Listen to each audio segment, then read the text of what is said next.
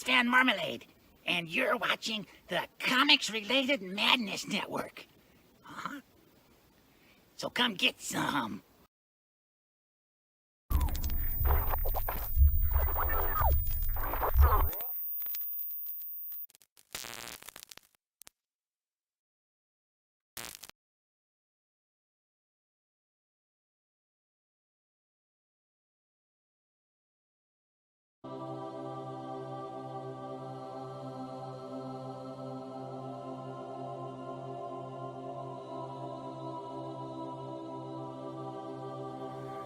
The original intention of the film was just for my personal use, but I thought with it being such a unique thing that I'd like to offer it to anybody who wants to see it.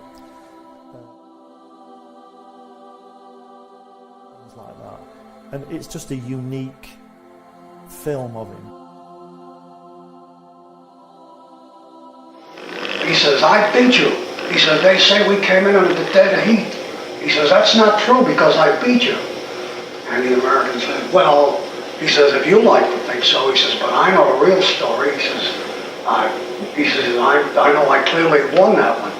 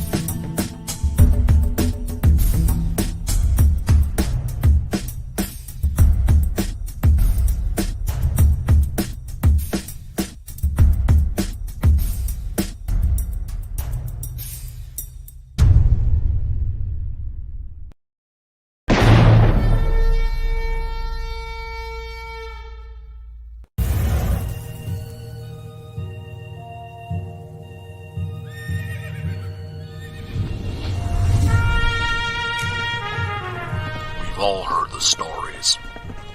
We've all heard the legends. Wyatt Earp, Doc Holliday, Billy the Kid. But there's a secret history to the Old West. One that seems too strange to be true, but, well, we all know what they say about the truth.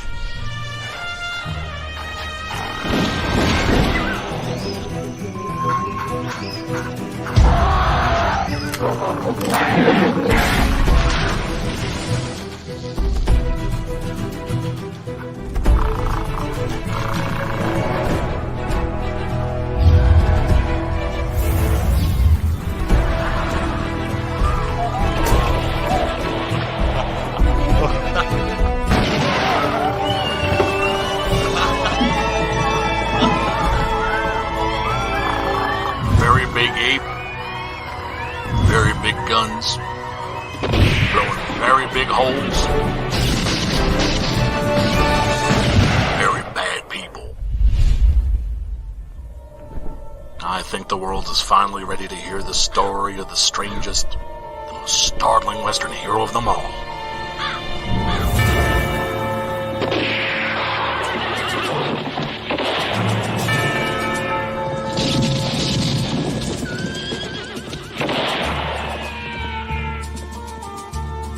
Six-gun gorilla, long days of vengeance.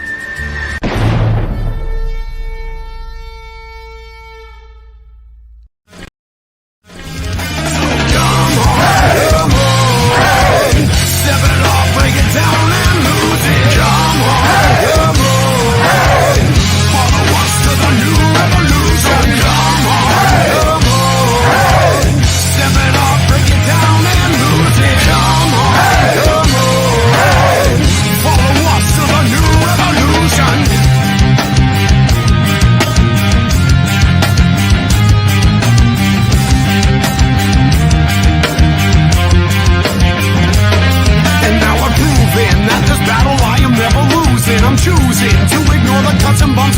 rufus. I'm cruising through these haters, leave them looking stupid. They foolish if they think they'll ever hear my conclusion. I'm through with all these part-timers and their excuses. I'm bruising eagles left and right every time I do this. I'm shooting for the top, no, I'll never settle what you did. The future's in my hands, my grip will never lose it.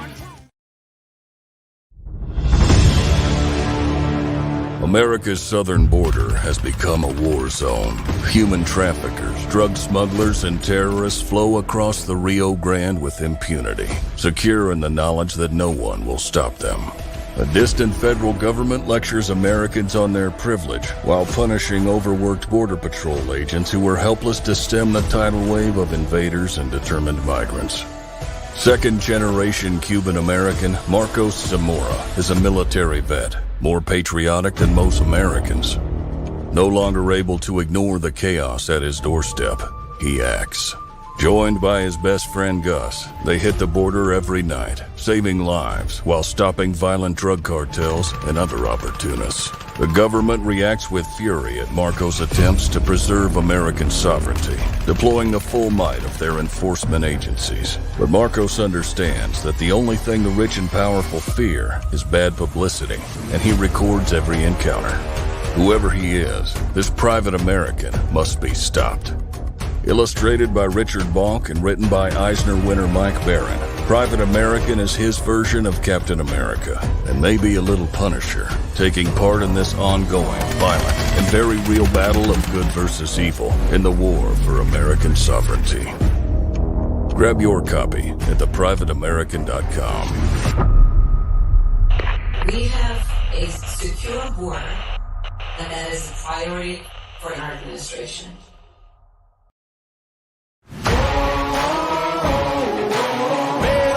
I'ma get it, you know I be on the way. Yeah. You know I be on the way. Man on a mission, I'ma get it, you know I be on the way. Yeah, it's all hard, ain't no fear here. You ain't giving it, so all you steer clear. Never beat, I've been down and I reappear. You got some money on the line, you better put it here. Rolling in and doing that work.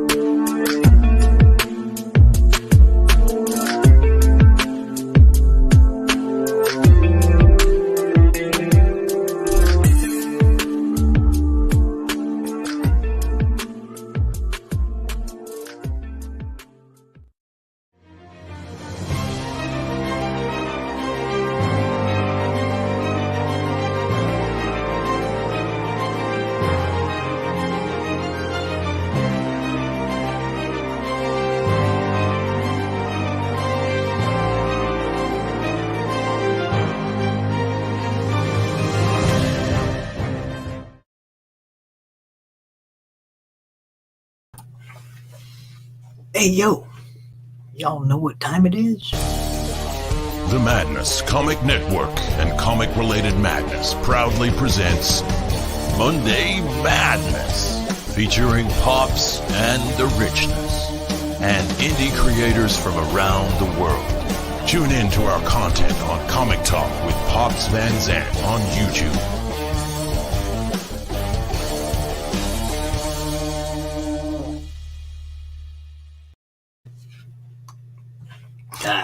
Alright. So, somebody give me the rundown. Is everybody still shadow banned? What's going on? I know we've been fighting against that crap, that Mike Barron shadow ban, that Frog G shadow ban. Anybody else who they might have been putting the screws to lately, but does anybody know if anything's changed? I'm looking for information because I haven't heard anything other than what I already knew, that certain links don't, if you don't have the exact link, you ain't finding some of this stuff. We all know that sucks. Anyway, happy Halloween, everybody. Still got a little bit of that black makeup all over my face. I scrub my face. The shit hurts. That's what you get when you zombie up for Halloween. No zombie tonight. No, not doing no costume tonight. Gonna be kicking it right here. I'm gonna do this show. I hope Rich can make it. He said he had stuff to do that was involved with the school and whatnot. And he wasn't sure if he's gonna be able to make it out here. I hope he can. Christie said she might pop out for a few. Doc's getting some food, and then he's gonna be here. I think they just like to test me to see how I'll do out here by myself, which I don't even want to be. I don't even want to do that part of the show. I want to do the road show, man. I just want to go to the cons. I just want to get out on the road. I mean, this has been fun, and it's been great to build the network through, but now the network's kind of building itself, and, you know, I want to go do my thing. I want to go do the thing that I'm dreaming of, which is setting up the cons, selling people's books, doing the show from a con, doing a little bit of road shows, some funny bloopers, stuff like that from on the road. You know, I just want to go have some fun, man. People just don't get it. You're supposed to be having fun. Anyway, the link's pinned over there. Anybody wants to jump out? This is the Halloween Monday Madness. And if you're cool, you're more than welcome to jump out and hang out. You know, oh, it's the richness. What's up? Yeah. What's up, boss? How you doing? What are you doing, brother? I have no fucking idea. I'm just doing some shit. I don't know what the hell I'm doing. I'm just chillaxing, relaxing. Yeah, it's Halloween. Just enjoy thyself. I'm trying. Know what I'm What saying? fucking time is it? It's 6 o'clock. It's 7 o'clock here. Yeah, it's 7 o'clock there. You got an hour back for a minute. You know, we're all going to change in a week or two, and it's going to go back to 5 hours again. So. Yeah, well, whatever. Enjoy it for a minute, right? I'm going to enjoy that for a minute, that's for sure. Yeah. But right now, I'm just going to draw some stupid shit. I don't know what the fuck I'm going to do, man.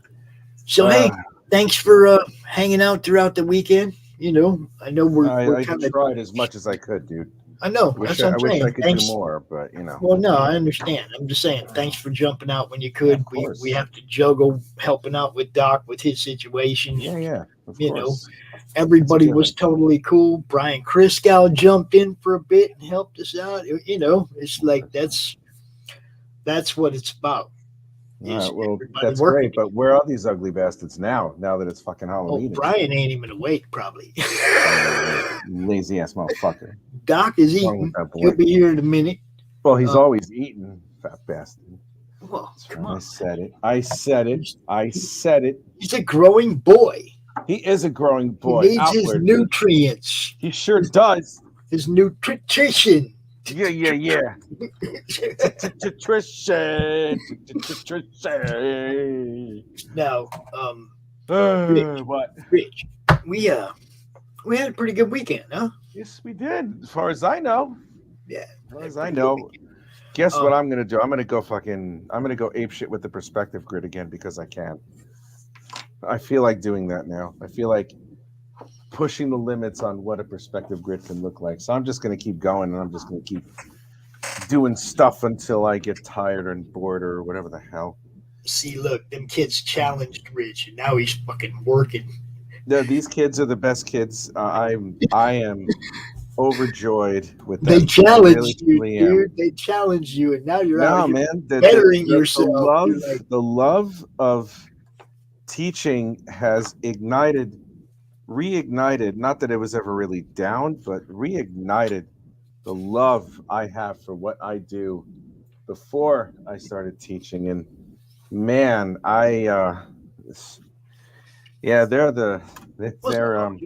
they're so good. Hojo, did I hear you got a book Hey, out? Hojo, what's up, man? Did I hear you got a book out or something, or that somebody else? Is it you? Man, it's been a busy weekend, CRoM Con weekend. I don't get out on the other socials much except to share stuff out. So I'm not really looking at what happened that weekend. Yeah. So if there's some kind of news that I need to know about, drop me a link, bro. You know what I'm saying? No news is good news, usually. Oh, yes, there is a sign-up page. Cool. That's what I'm talking about. Man, Microsoft killed my Gmail or killed my Outlook account. So okay. I don't know if Indiegogo is going to recognize my new email address or not. But I'm trying to sign up, Hojo. We'll see what happens.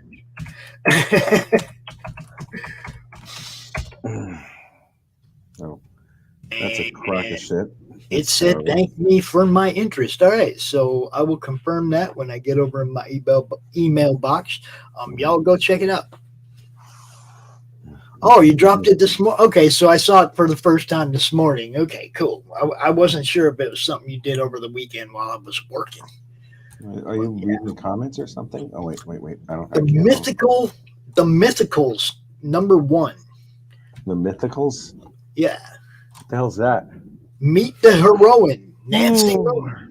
Listen, I'll go ahead and pull it up. Yatta hey, I can do that. Let's check this one. I mean, it's just the sign-up page, but it's got some art up here and gives a little bit of a little story synopsis, The Mythicals, number 1. Level M recruits young Nancy Moon to aid in the eternal struggle between the dark and the light. Rich, what would you do if you found out that the supernatural was real? Probably shit myself. After a chance encounter, Nancy Moon is about to discover that reality is Nancy Moon, huh? All right. Yeah. She's about to discover that reality isn't as it appears to be. Of course. But that she can unravel the mystery. But can she unravel the mystery before it's too late? Monsters, magic, and mayhem ensue to bring you the first piece of the puzzle. There you go. Cool. And there's some I'm art. impressed. Yep. There is some art up there you can check out. Yeah. About halfway done with the pencils. It should be ready to print by mid-December. And nicely done. There you go. Cool. What's up, Vincent? Hello, Vincent De Leon.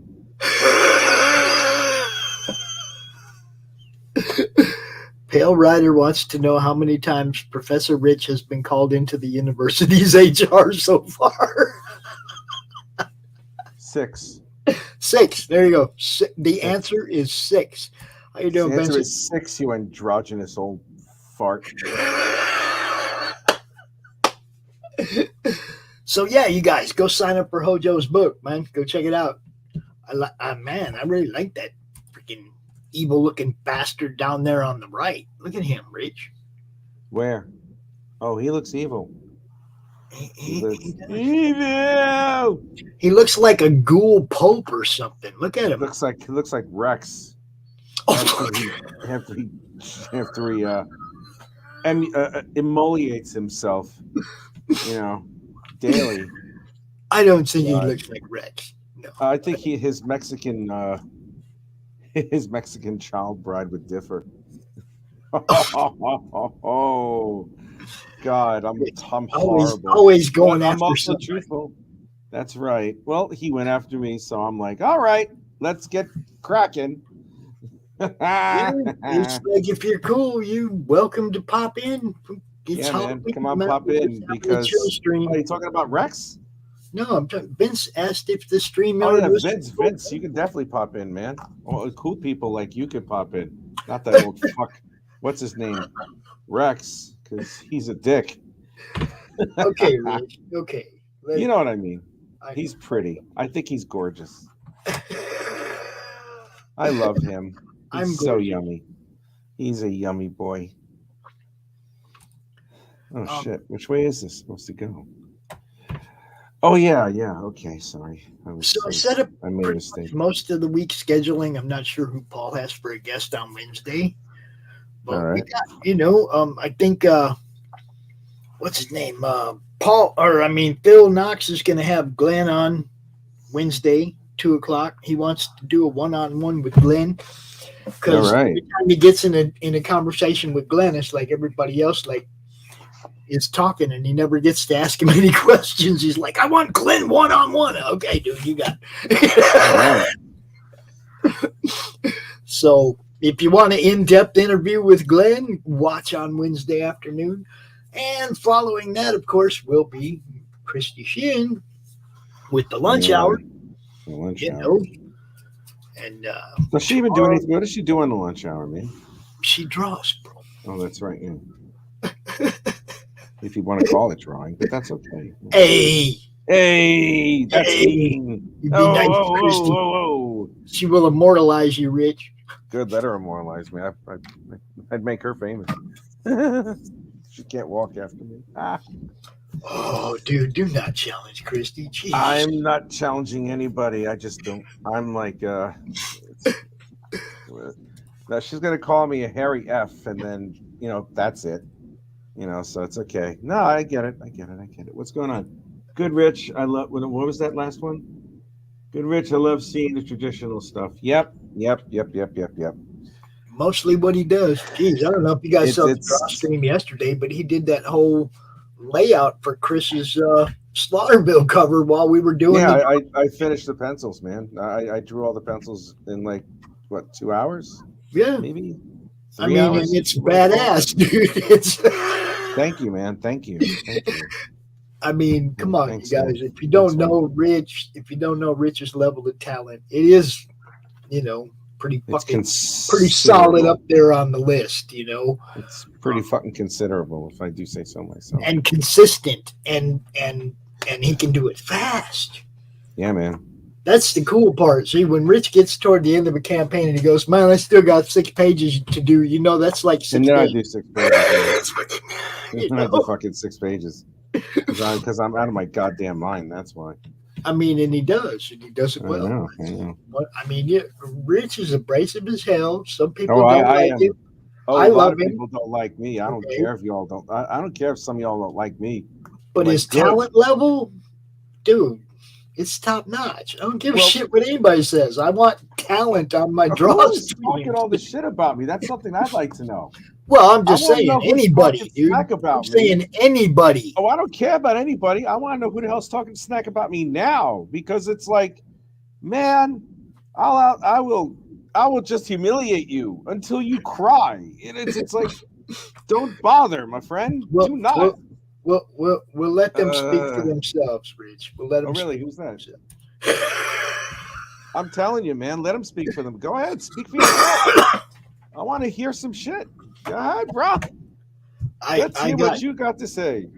I got nothing but respect for you. You know that. Well, we have each other's back.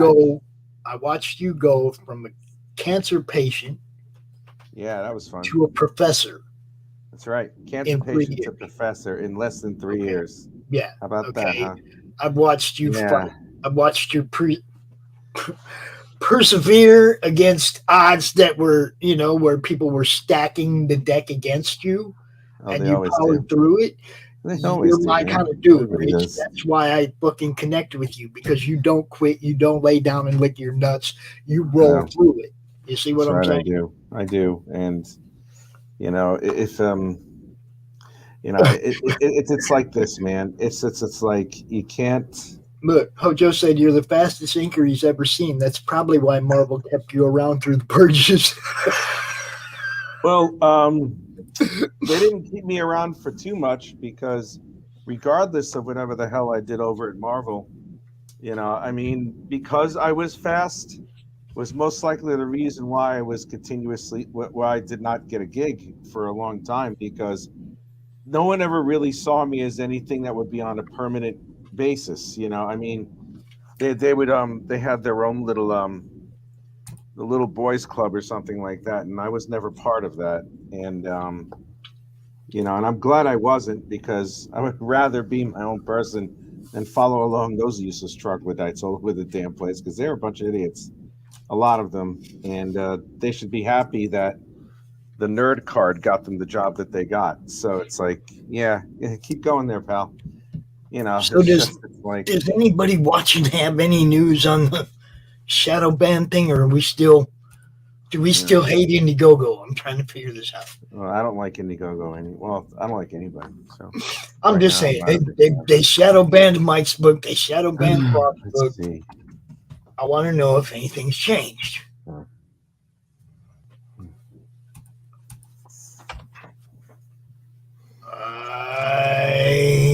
Let's see. Is there a frog book? Oh, I see a whole bunch of different frog books, but not the one I'm looking for. How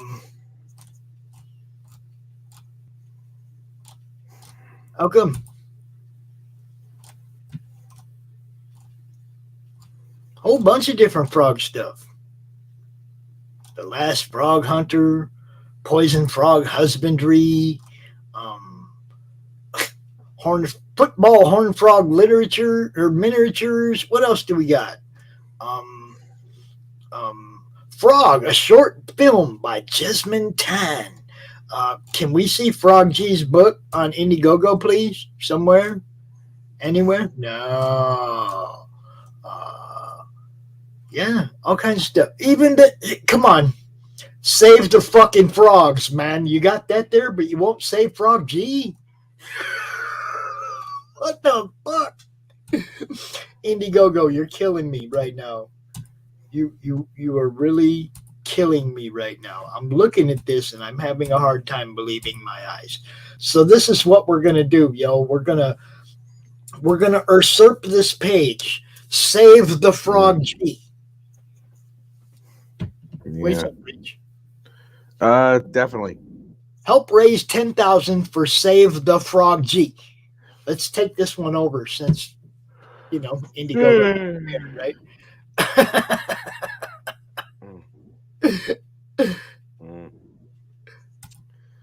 Oh no, The Witcher's over. Christ. Wow. Cavill just quit The Witcher, dude. Yeah, he did. And Liam Hemsworth is replacing him, which means it's going to suck. They already replaced him, which means the next video game was already in development. Yep. That means the next game is in development. So, We can't quit. We already got the game coded. No, why? We want to get the game coded. But why can't we have Henry on there again? What the hell, man? Look, I really want to know what's up with Indiegogo, man. You guys are killing people's campaigns, but yet you want to charge them a percentage of the money they make to put their book on your platform. You guys got this shit seriously fucked up. I'm just saying, Indiegogo, you need to correct your shit. There's nothing wrong with Frog's campaign at all. Nothing wrong with Frog's campaign at all. No nudity, no overt gore, no none of the shit that you flag campaigns for. Nothing. Quit messing with Frog. I don't care if you don't like the subject matter of Mike's campaign. I don't care. You approved it. Now leave him alone. You approved Frog's campaign. Now leave them alone. They're not going to leave them alone if they can help it. Well, then you should be able to sue them if they are taking your money but hiding your product. Yeah, you should be able to, and it's a shame that they're not, because it is some form of robbery. It is. Something like that does happen. It's I think what it is, man, is I think there are times when, I can't say a company becomes woke or agenda based. I think it's the people who run it become agenda based. Because Indiegogo was probably not like this in any way before. Yeah, they were. Indiegogo was always owned by a lefty. They were never our friend. Really? Yeah. It's always been owned by a guy that's leans to the left. I don't mean he's like an extremist or anything. It's okay. I mean, I'm a lefty, and I don't like crazy fucking lefties. I don't like them at all. They turn my ass off. That's a lot of people don't realize that my friend Rich here is a liberal. He leans much farther to the left than I do. I don't lean to the left, obviously, but I mean between us is a pretty even center. Neither one of us leans way out here and fucking freaks out, right? You know, in our way a little bit. The other truth is that Pops is like, we're men, and men don't fucking argue about trivial dog shit like that. I mean, we can leave that to the women and to the soy boys and to the little, like, the beta males who think that men are fucking useless and shit, because they're really truly like all about their women. And it's like, oh, I don't think men have any purpose here except to serve women. You can eat a dick on that one, my friend. Go eat a dick. Rich, this is the funny part. Sometimes you'll post something that I don't agree with, and I'll post my response, and that's what do I post that I don't agree? What do I post that you've posted stuff in the past where I've posted? I'm not going to go fucking try to find every goddamn thing you said I didn't agree with. You know what? I'm not even going to honor that with a response. I'm going to tell you, you have posted stuff before where I've posted a response that was the opposite side of the fence. God. All right, fine. You've never seen me post something that disagrees with what you said. No, I would never think. Well, then you're not paying attention to your own post. I'm not saying a word. I'm not saying. You're not listening to me either. I'm sorry. What was that? Oh, I got you. This is something you've posted, and then I went out and posted my opinion of it, which didn't agree with yours. We didn't argue about it afterwards. You said your thing, I said my thing, and that's all there was to it. We were still friends. Well, we just said it before a minute ago. It's like we're men. We don't that's argue. And I was trying to explain actual examples, and you like, we don't. I mean, man, we actually, we don't agree about everything. That's what I'm trying to get across to everybody. Who does? I don't my friend, I never think about that. I don't care about what anybody thinks about. You treat me like a human being, I'm good. Give me a slice of pizza, I'm your best friend. That's it.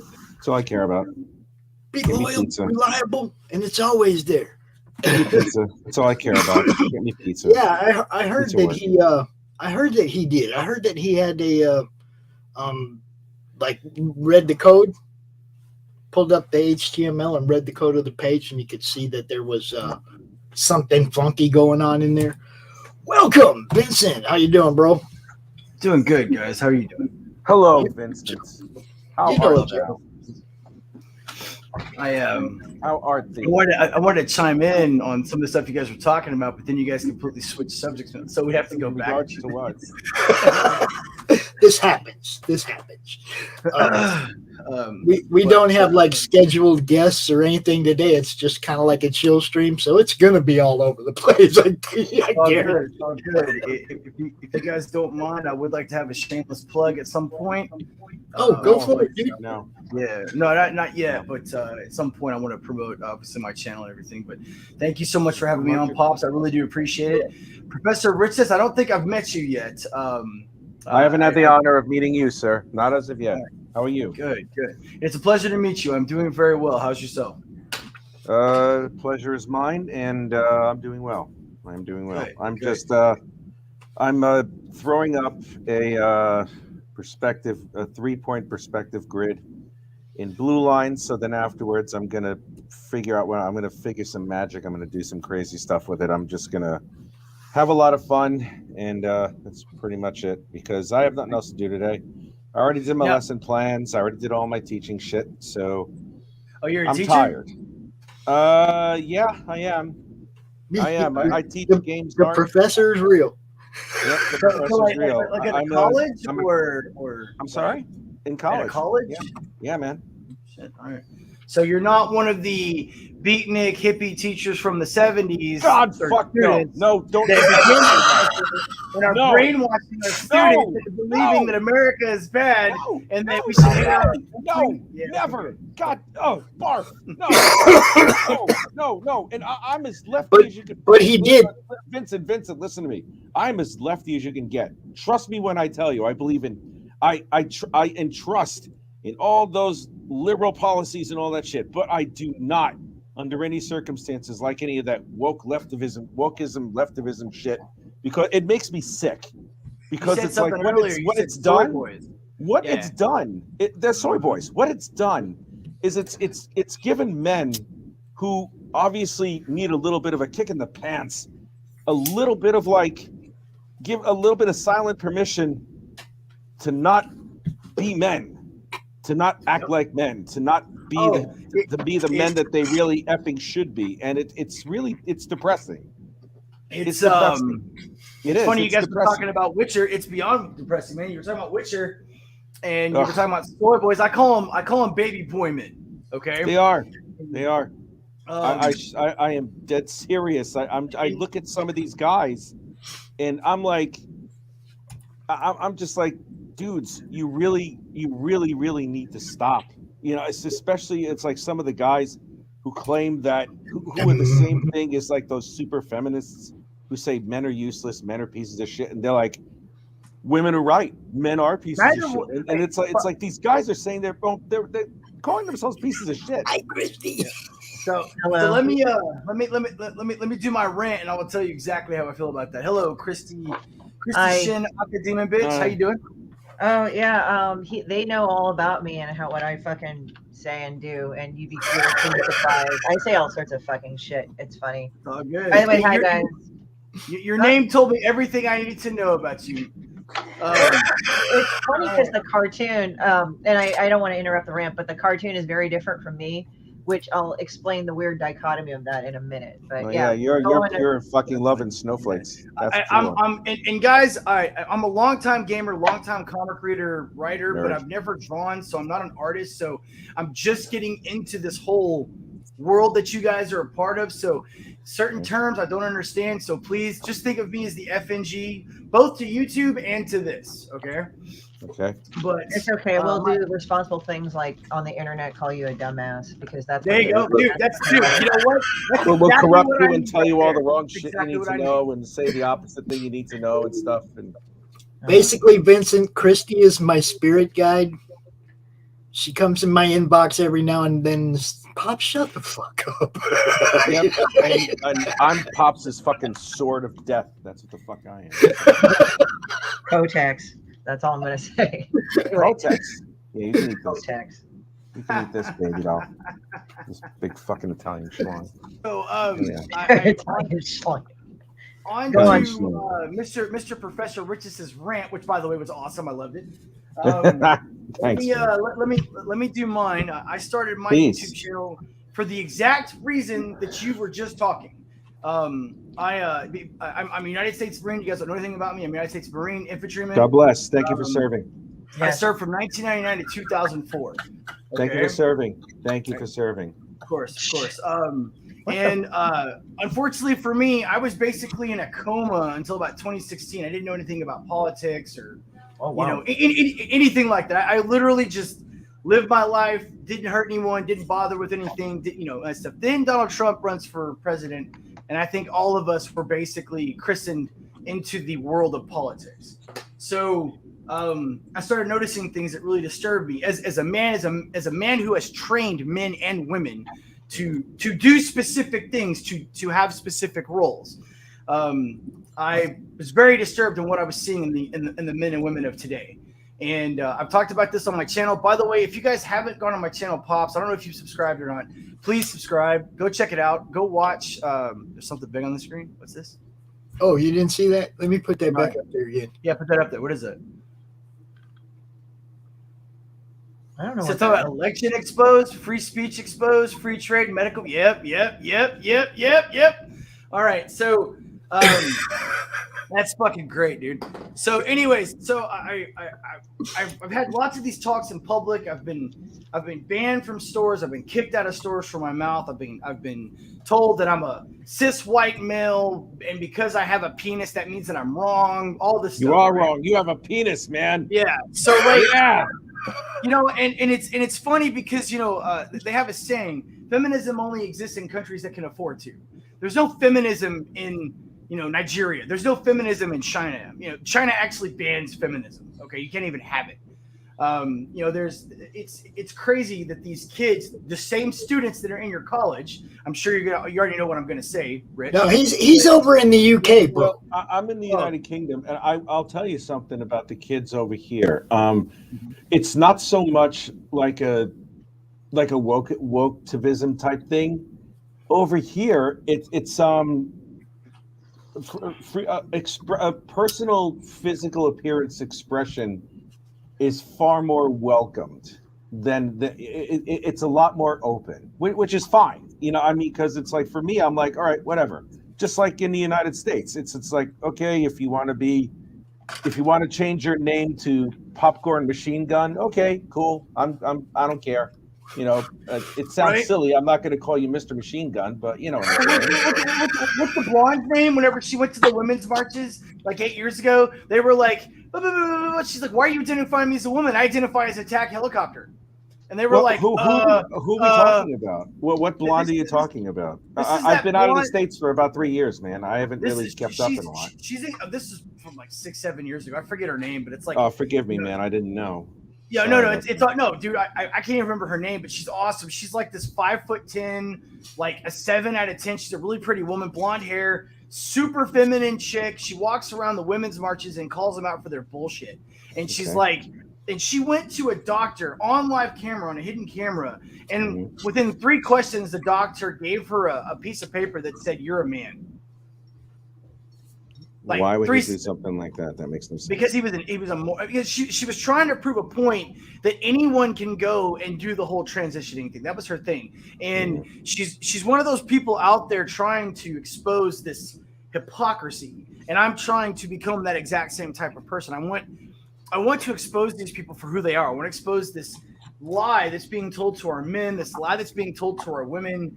I mean, this whole empowerment movement has gotten ridiculous. You don't need no man. You don't have to have a man to be happy. Okay, granted, I guess we can have an argument or a discussion about that. But last time I checked, the human species needs each other to procreate. Last time I checked, I could be wrong. Okay. No, you're right. I think what it is also is you know how like you see in the 60s, you see something that I've noticed in the 60s, all right? When they started a lot of that free love, free movement crap and all that stuff, you know, all the hippie shit, blah, blah, blah. There were some people who were actually into it. You know, that they really truly believed. Well, yeah, the beatniks and the hippie groups, right? Like it was. What happened was that a lot of these idiots, the overwhelming majority of them, like 3 out of 4 of these fools, were only there because they wanted to get stoned, they wanted to party, and they wanted to fuck the hippie chicks. That's really it.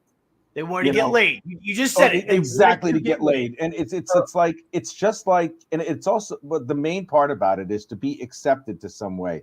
If you see any type of movement, you'll have, it's like the 80-20 rule. You'll have the 20 hardcore and then the other 80 who are just the followers who want to be part of something because they have nothing else going on. That's a shame because it's like, I'm sorry? Well, here we go. I got to say this. And I got to interrupt with this because it is Halloween. Oh, Jesus and Christ. I want to show work off from a cisgendered white male that I seem to admire very much. Okay. There we go. What the fuck is that? It's Johnny Ryan, dude. Yay. Barely my human. God. I can't believe it's Johnny Ryan. Yeah, Johnny Ryan. He's fucking awesome, dude. So I got this book. He's jerking off a rainbow. That's great. Well, and not only that, but let's see. This is one of my favorite pictures, the alien and the pigs. I always have to show this off. Okay. He looks fantastic. Yay. I know I've shown it a million times, Rich, but I have to show the beauty of Demon Bitch. Speaking of a Demon Bitch. I love Demon Bitch. I love Demon Bitch. Demon Bitch is actually funny. Yeah, that's true. Because, like, I draw out of anger, but I don't draw out of, like, utter, like, the thing is what I find kind of annoying is when people do comics, they do rage comics, which is fine, you know, that's okay, but they'll do it in a way where they're preaching to everybody and it gets fucking annoying. I hate preaching. I find preaching very annoying. So what I do is that, which is funny because my friend Lawrence, who does Real Deal Comics, so I have a character named Demon Bitch, so she's a low-level demon from the 13th pit of hell, where people throw their dog shit and gum wrappers. And she wants to bring the second coming of Armageddon, but the first one never happened because she's fucking stupid. So I make fun of internet whores. namely the ones that go and pretend that they have cancer. Anyway, yeah, so I've had people approach me and they say, like, they get really fucking angry at me and they go like, you fucking drew me or my ex-girlfriend or some shit. And I go like, really? That's kind of funny. I met 4 or 5 of them already like years ago. So I guess they ain't all that. You're not special. So. Hi, TJ. That- Hedonism is the goal. No personal responsibility. That is what they're after. That's what they're trying to push. It's a nihilistic viewpoint. Yes. So everything It's nihilistic and narcissistic. It's both. Yes, It's crazy exactly. what they've done. It's like they've created my last video that I made. I said this and I got some flack for it, but it's a brilliant battle strategy, guys. They've taken third, fourth wave feminism. They've combined Black Lives Matter. They've combined Antifa, and they've combined the alphabet soup people. So like, if you attack one group, you attack them all. Like if I go after Black Lives Matter, right? I'm gonna have LGBTQ plus there. I'm gonna have the feminists there, and I'm gonna have Antifa there. They're all gonna be there because they're all basically one organization. Now I don't know if that was their intention when they started out, but that's exactly what's happening right now. And you just described a second ago the hippies and the beatniks trying to get laid, trying to sound all smart and everything while they're smoking their reefer back in the 60s and 70s. That's literally exactly what Antifa is doing. Antifa are just young men between the ages of 16 and 24 that are basically just trying to look cool in front of chicks. That's really what they are. That's the majority of everybody in every single movement there, Vincent. It's the truth. Yes. It's the God's honest truth. They want to get laid, and that. What does Soldier say? Yeah, Rich, I just got to say this. One thing I highly disagree on is that I think they all need to be hugged and given love and animal crackers. That's why they're so upset. I replace that with a slice of pizza, and I'll agree with you. Yeah. Pops, can you go back to the one that Hojo had before? I wanted to read that. I used to be in the military intelligence, and if we're all being honest, I also have a Ranger tab. God bless. The media is more important and powerful than you think. Now their masks go up, but you can't unring a bell. That's right. You can't. Well, apparently I heard this very interesting thing in media. So where I live, the fucking there was one anchor. Apparently he was closeted gay. He was married to a woman. He had a baby, right? He actually died in a hotel with meth rocks literally shoved up his ass with a male escort. And I'm like, ooh, yummy. And then apparently I have heard, and this is not an isolated incident. I have heard like they all fuck each other. They all do coke and shit. I said, no wonder why the news is garbage. Oh my God. It's eyes wide shut all day long. Jesus Christ, man. I don't know why anybody would do meth in the first place. It smells nasty. Like I haven't done it at all. Like I have not done hard drugs, but I've known people who have done them. I have friends that are ex-addicts. It's just like it turns you into something that's really fucked up. So it's like it does. I don't know. It's just like to the lengths it does. I understand chemical dependency to a point because that also can come from physical addiction to horrible self-concept, depending on the whole range of it. But and trauma, there's that too, dealing with trauma. But personally, for me, it's just like I could never do it, no matter how bad my life got. It was just weird because it's like, man, I know my life is shit right now, but like drinking and whoring myself out or whatever just doesn't seem like a step in the right direction. Well, I don't know. It worked out pretty well for me. I whored myself out quite a bit, and I came out all right. Being a gigolo isn't the same. Hey, she's got a good point though. I mean, she touches on an issue that people do not want to talk about. It's like, and that's another thing that's going on is now we're so afraid just to have a conversation about something because we're going to offend someone. And one of the biggest issues we have right now is we're telling our young women, hey, get ran through until you're like, 25, 28 by as many men as you possibly can. That empowers you. Then you meet the 30-year-old dude, the 35-year-old guy who's got his shit together. And he's like, hey, what's your body count? And then, oh, well, hey, I stopped counting after like 50. And it's like, what? It's like, what? Yeah. Here's a stat. And this is what I didn't believe this. I didn't do my own research on this, but this is true. The average man between the ages of 18 and 30 right now, this second, has either not had sex in a year or is a virgin. Can you believe that? Yeah, I haven't had sex in a year. Between the ages of 18 and 30. That's not true. Okay, like that's an actual stat. Right? Okay, it's because you're sticking meth up there. One out of 3 men. 1 out of 3 men between the ages of 18 and 30 either haven't had sex in a year or are a virgin. Okay, that's on. Yeah, that's a shame. That's on them. Oh my Yeah. God. But it's not just on them though. It's a part of them, but it's also the women too. The women are being incredibly highly selective. They're only going after the Chads and Tyrones on purpose. So when you have 80% of women going after 5% of men, you're going to have this thing happen. That's the way it works. Well, personally for me, it's like I always thought, because like when I was friends with girls and guys, but I heard it more from girls. But then again, you know, I hung out with girls because I'm a girl or whatever the fuck how that works out. Nice. It's kind of funny because like for me, I never understood that whole like game playing and shit between the two sexes. I mean, I get to a point of courtship to a point. Yeah. But what I think is kind of funny is that how many people on both sides have pissy ass friends that dismiss things. And it's like, well, wait, the pissy ass friend is going like, oh, wait, you're not in a relationship. You nuke every goddamn relationship you fucking have. And I've been shat on for being like, well, I just take my time with people. Like, I actually do want to be with people I actually like. And it's kind of funny because like I ran into girls. I had been friends with girls. I was like, dude, I went out with this guy and that guy and that guy and that guy. But it's like if I broke up with a dude or something and I was justifiably sad, they'd be like, oh, why do you go and care about a dude so much? I said, I don't know. It's sort of like at the time when I was younger, they had that fake shit going on and they were going like, well, you know, if you just go out with all these guys because they're just a guy. And I'm like going, okay, so who's the one that needs validation by men? Apparently not me. Like I just thought it was kind of funny, that type of shit. Like I mean, I see it in guys too, kind of like sometimes the same bitchy behavior, which I don't understand. Guys have gotten a lot bitchier these days. They really have. It's like that whole not gonna cry shit. And I'm just like, my friend, you got to stop. You know, it's like, I have a friend of mine who, now before I moved to the UK, I had numerous girls, you know, one out of like in 3 states, shit you not. And it's just like, my friend goes to me and he goes, he's like, how is it you get all these women? You treat them like shit. And I go, what do you mean by that? And he goes, well, you don't really pay attention to them. You know, I mean, you don't do nice things for them. And well, I told him, you want to know why I have some sort of like level of popularity with some women? I'll tell you why. Because I don't need a person to validate my existence. You see, if I want to be with somebody, I'll court them. And if we wind up getting together, okay, that's great. If not, oh well. I made a new friend or I made a new stranger. It doesn't matter to me.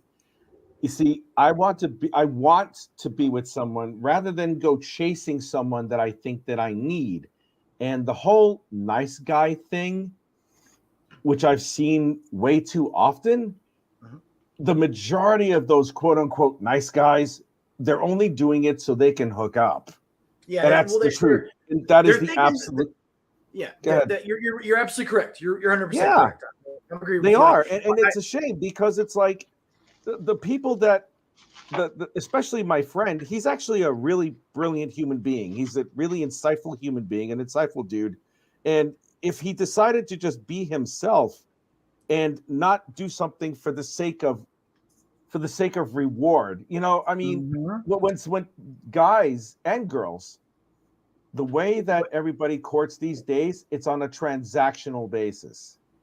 Well, here's the thing. You do for me and I'll do for you. I'll expect something back. Here's the thing is that the whole concept of reciprocity is very fucking twisted lately. It is. The whole concept of that is a good point, Chris. Yeah, that's a good point. Yeah. And not only that, what I find very fucking stupid is that like people don't learn to trust themselves. That's the thing. Right. And that's the thing what kind of annoys me. That's why I was getting into talk with a friend of mine. Also, I guess, right? I mean, like they just don't have the confidence in themselves. That's what I do. It's like this. Like if you're with somebody, right? You're going through a fight, right? And then like let's say you have the pissy ass friends again. Like, because unfortunately this has been taught in our society. Like that's why you have to be very careful who specifically to men of a certain age and down. Well, no, I mean in general, like okay, it's like guys or girls. This is what I found in both my experience, right? But mostly girls or something. You kind of have to see where their background is coming from. And it's not on a superficial level. But you kind of have to like sit there and go like when you say, you know, I'm having a fight with so-and-so, blah, blah, blah, blah, blah, blah, blah, whatever. You know, if you have friends that immediately say, oh, go dump him. go and fucking walk away, because it's like, unless if the person is abusing you either verbally or physically, there is no reason you need to work it out, you know, however it is. And it takes its time. It's not perfect. Yep. But the problem is that we have raised a lot of people that are generally pissy ass. And when you really look at how those people are, it's like majority of them don't have happy relationships that give advice like that. They don't. And what they do, another thing that they do is they hang on to that martyrdom, and they think of themselves as some soothsayers, that they think that because they've had such or they think they're experience empowered. in loving. That's the worst part. Yeah. I'm sorry. The What is empowered it? thing, What'd you say? Empowered. Oh yeah, exactly. When they feel empowered, Victimhood I've had empowers. these experience. I know what I'm talking about. And it's like, No, no. If you weaponize victimhood, you Yeah. empower yourself. Just about to say that, Pops. Like Thank literally. you. Thank you. I mean, as I said, it's just like you kind of have to understand, like, just take a more balanced approach and just trust yourself. If you feel, okay, somehow this is going to work out, then trust that. Like, I've been in a couple of situations where fucking it didn't look like that way. Absolutely. Like, I had a pancreatic tumor a few years ago. Rich knows about it, Pops. Yeah. But I had a 6-inch fucking pancreatic tumor.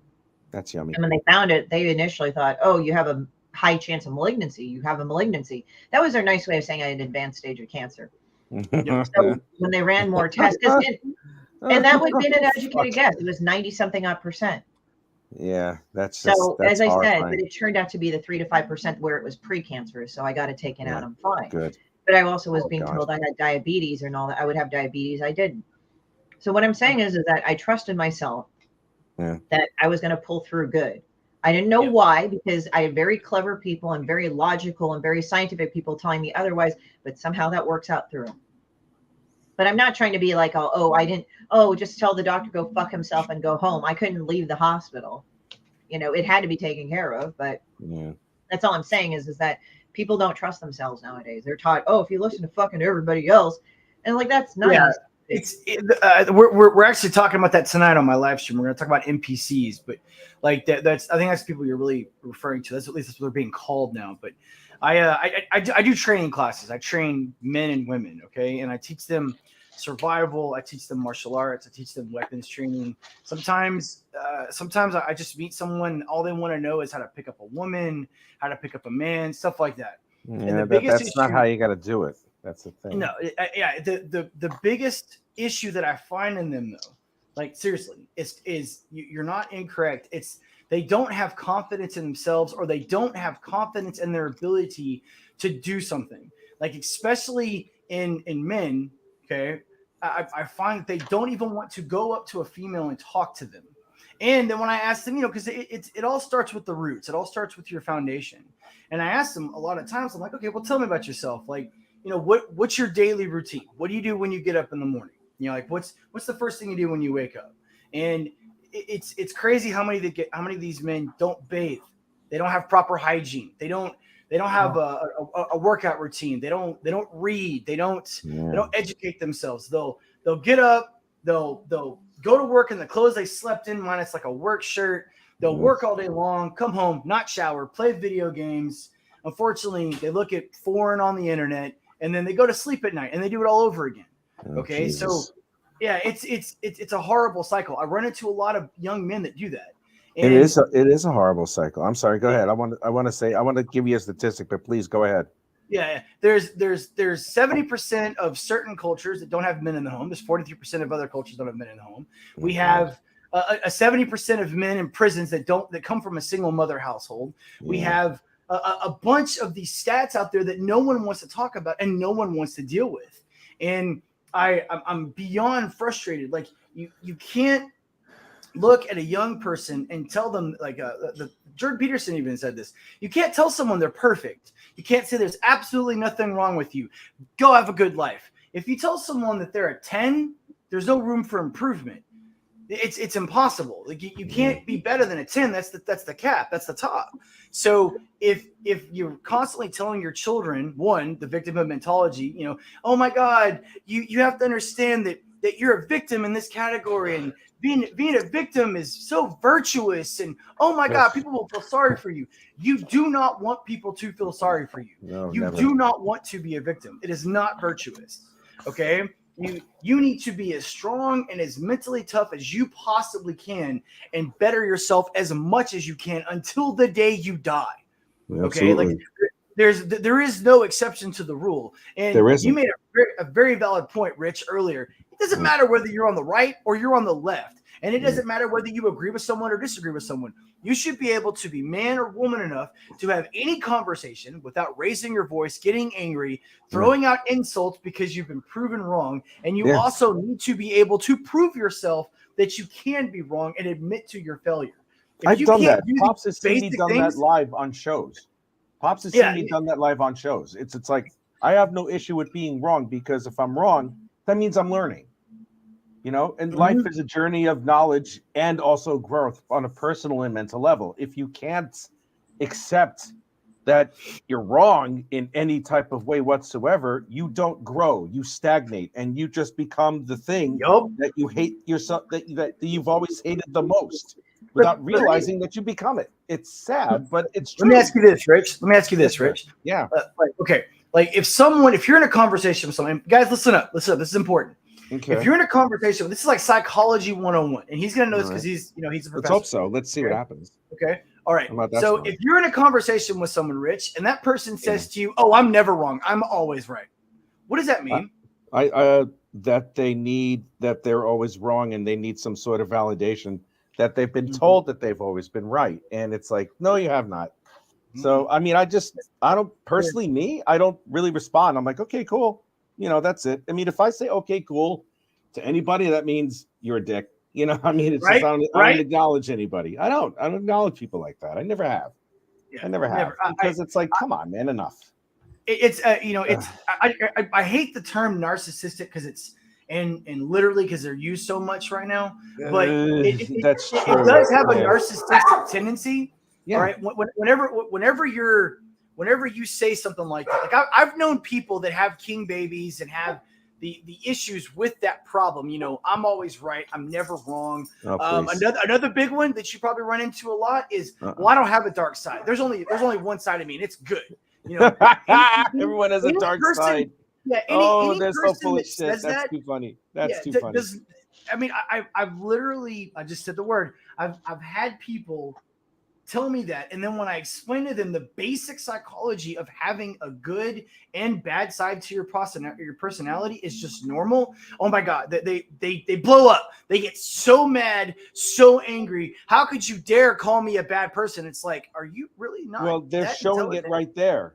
They're showing it right there. Once you say something like that and they object to it with such veracity, it's like, yeah, you're just proving me right. So keep yelling. I'm good. You know, exactly.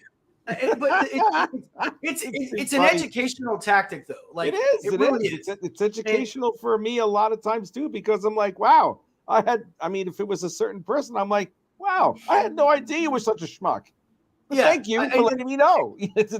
I'm not saying that you won't run into a savant or you won't run into someone that's just a genius or whatever, but if you're a teacher in a classroom, your purpose is to teach the students, not to teach them your ideology.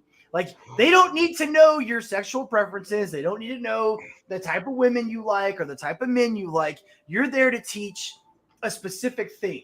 If it's psychology, if it's math, if it's English, history, whatever, that's what you're there to teach. So I will tell you, I had the most fortunate thing happen to me about 2.5 weeks ago, and I'm so glad that this happened. I'm a new teacher. You know, I have very little experience in it, but I'm gaining it quickly. I'm learning really fast. But the first couple of classes I did kind of shitty. I was bad, and I knew it. This kid, all of 21 years old, he was scared out of his mind. His hands were literally shaking. He got up and in front of a whole bunch of the kids in the class, he told me I was a shit teacher. So, no, listen. Here's what I did. I had him after class. I talked to him. I said, I'd like to see you after class. So he sat down, and to his credit, he apologized. He's like, I might have been a little bit too harsh. You know what I did with this kid? I told him, you know what? I think you're correct. I think I am a shit teacher. I want to do everything I can to make sure that you're learning everything that I know. So if you want me to show you in a certain way how I do things and how you should do them, tell me. Right. I'm not afraid of, and that's like I said, I'm not afraid of any of that criticism, because all it's going to do is make me better, because I have the ability, for the most part, to look at myself objectively. Like, I mean, and also the other thing that shows humanity between all of us is, what if I was in that other person's shoes? How would that person feel? You know, and that goes along the lines of political differences as well. There are things that Pops or anybody else who might be conservative have ingrained in them, in the values that are conservative values that have served them well throughout life. It is far be it from me to say that because someone has conservative values that they're incorrect about how to live life. No, there's no correct way to live life. That's one thing. The second thing is that everyone has their thing, and if it works for them, it works for them. And I embrace that, because all the good things that Pops is, all the good things that you are, Vincent, all the good things that Christie is the reason why I can speak with you on an intellectual and mature, not even an intellectual level, a mature level. Yeah. You know what I mean? It doesn't have to be on a moral, logical, mature level. Everyone should be able to have a conversation. I mean, the whole most people purpose aren't, and we're made to believe that. That's the worst. We're made to believe that we're not meant to have that. We should be.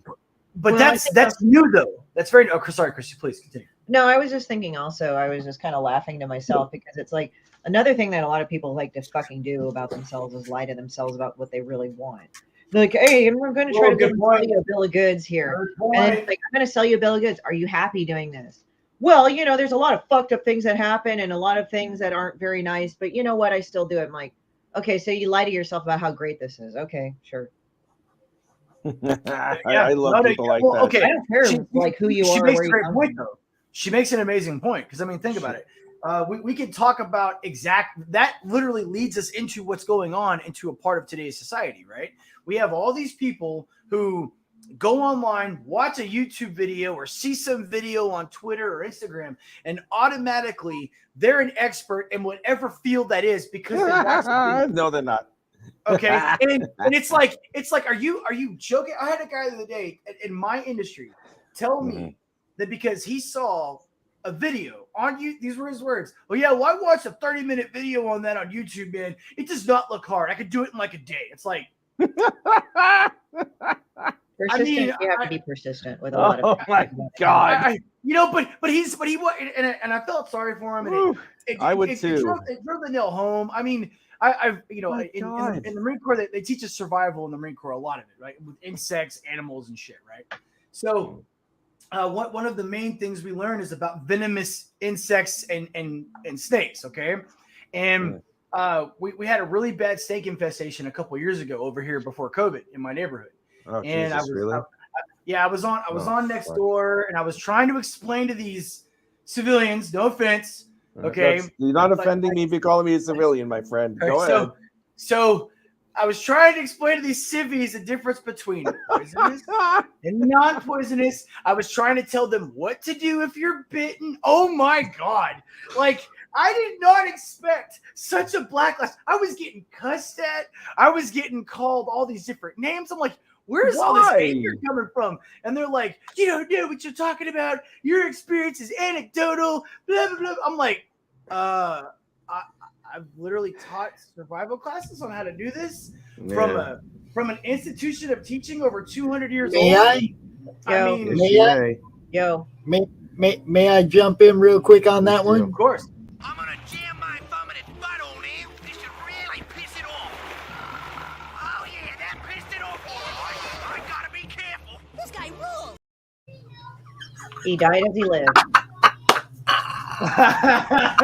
Well, it's kind of funny, Vincent, when you're talking about that, I was kind of laughing to myself because nobody knows how to fucking camp anymore, which is hilarious. Because like, oh, you are so true. The whole framping thing. Oh my God. Well, see, the thing is, like, I grew up and I did brownies like back in the day. I was never a Girl Scout, but we were given the handbook, right? What's framping? What is that? How to like, deal with cuts and bruises and things like that. And nowadays it's like you get people and they're like, we don't know what the fuck to do with him. I'm like, are you serious? Like, this is why, like, I I'm like, hey, have the Boy Scouts, have the fucking Girl Scouts and shit, because it's like they'll at least teach you that shit in an emergency situation. So I just thought it was funny because I was like going, and this is like, I'm not a survivalist, but like when my friends and I went camping, I was out of practice because I'd not been camping for years. And the last time I was a kid, but like, they did little things, but it's like, oh, cool, we're doing camping. I kind of know what to pack and shit. So it's just funny as hell. But I was just laughing because it's like nowadays everybody's like, oh, fucking this, and this, and this. I'm like, okay, whatever, dumbass. Like my family's up in Northern California where there's mountain lions. And it's like, just don't go up there alone in the hills. That's where they fuck around. So like, don't go up there. Also, we also have rattlesnakes. Don't fuck with them either. So I'm just kind of laughing at it. Well, no, you're not wrong. And I was very gentle with them, and it was a rat snake, also called a bull snake. Okay, if you guys know anything about snakes, and I don't actually. What is a bull? What is a rat? What kind of snake was that again? Bull snakes are like a huge snake. They eat other snakes, right? Yeah, they eat mostly vermin, but they can eat other snakes. But they're non-venomous. They're non-venomous. They're basically the dirt dauber of snakes. Okay. Okay, gotcha. They go out and they kill their own and they kill other insects and other pests. That's their whole purpose. And I was trying to explain to these, let's call them Karens. I was trying to explain to these Karens, which were the ones that were doing this. Okay, they were the ones that were doing the yelling and the screaming and the. I mean, one woman took a picture of her flipping me off and then posted it. Okay, I was trying to explain that if you kill all of the bull snakes / rat snakes, our vermin infestation or our vermin population is going to grow badly. Oh, that happened to a family of mine. Yeah. So please don't kill them. And they're very easy to identify. I posted like 5 pictures of what they look like. Did you give it back to them, Vincent? Did you give it back? Because we give it back when people flip us off. We just send it right back. Oh yeah. Oh that. Yeah. Well, once something like that happens, there's no mercy. Fuck that noise. Okay.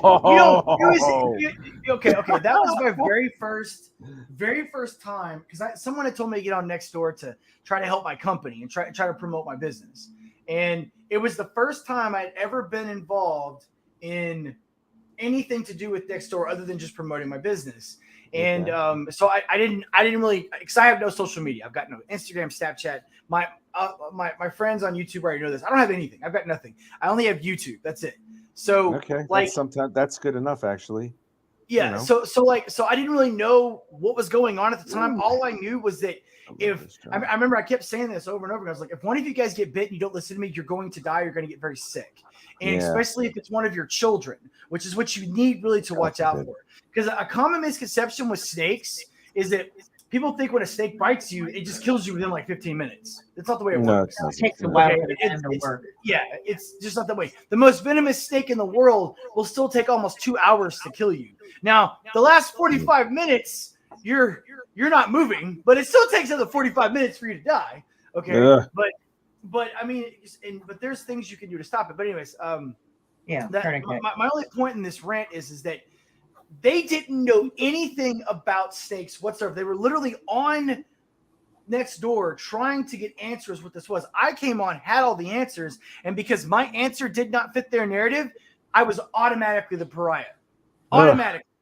Okay. I had to laugh at that shit because, like, let them die. My mom would take me to like national museums and zoos all the time as a kid. She even took me to marshland sanctuaries to learn about shit. It was actually kind of cool. Like one time, I think in San Francisco, we saw like them feeding the venomous snakes.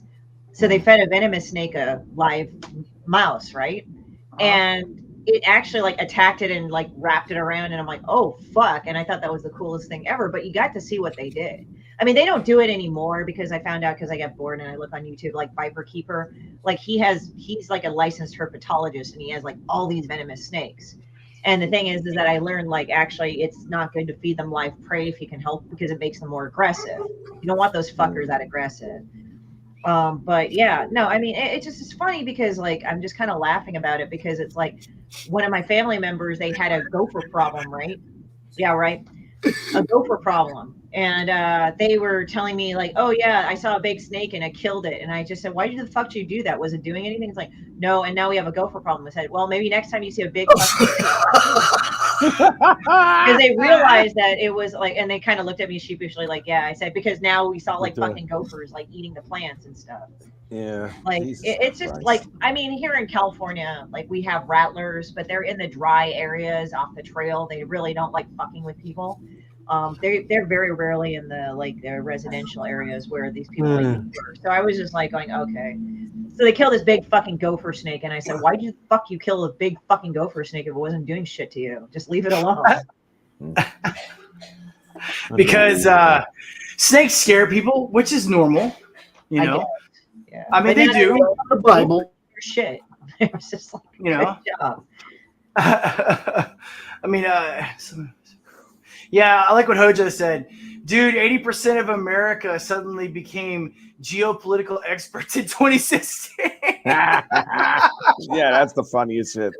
That is the funniest. I saw somebody go on this whole thing about North Korea and how they were going to nuke us in World War III. And my ethnicity is Korean. And I have relatives in Seoul. Said, that's not going to happen, you fucking nitwit. But I didn't want to get in an argument with him because he went on this whole fucking thing. And I'm like, okay, you do realize that they don't have shit, do you? But it's like they went on this whole long 5-page thing about how North Korea was going to nuke America. I'm like, that is not going to happen. Asia doesn't. They don't have the capabilities. Yeah, they don't even. Asia doesn't want that to happen. They just recovered from the last fucking major conflict, which was the Khmer Rouge, like doing the killing fields. Okay, that's the last one. If you want to look at that in Vietnam, they just finally economically pretty kind of recovered. They don't want to deal with another war. That's why it's like with North Korea, it's like if North Korea tries to do any shit, not only the U.S. will be on their ass, but the rest of Asia. They don't want to fucking deal with it. You guys want to hear something funny? Always. Sure. What? Rex is going to say something smart?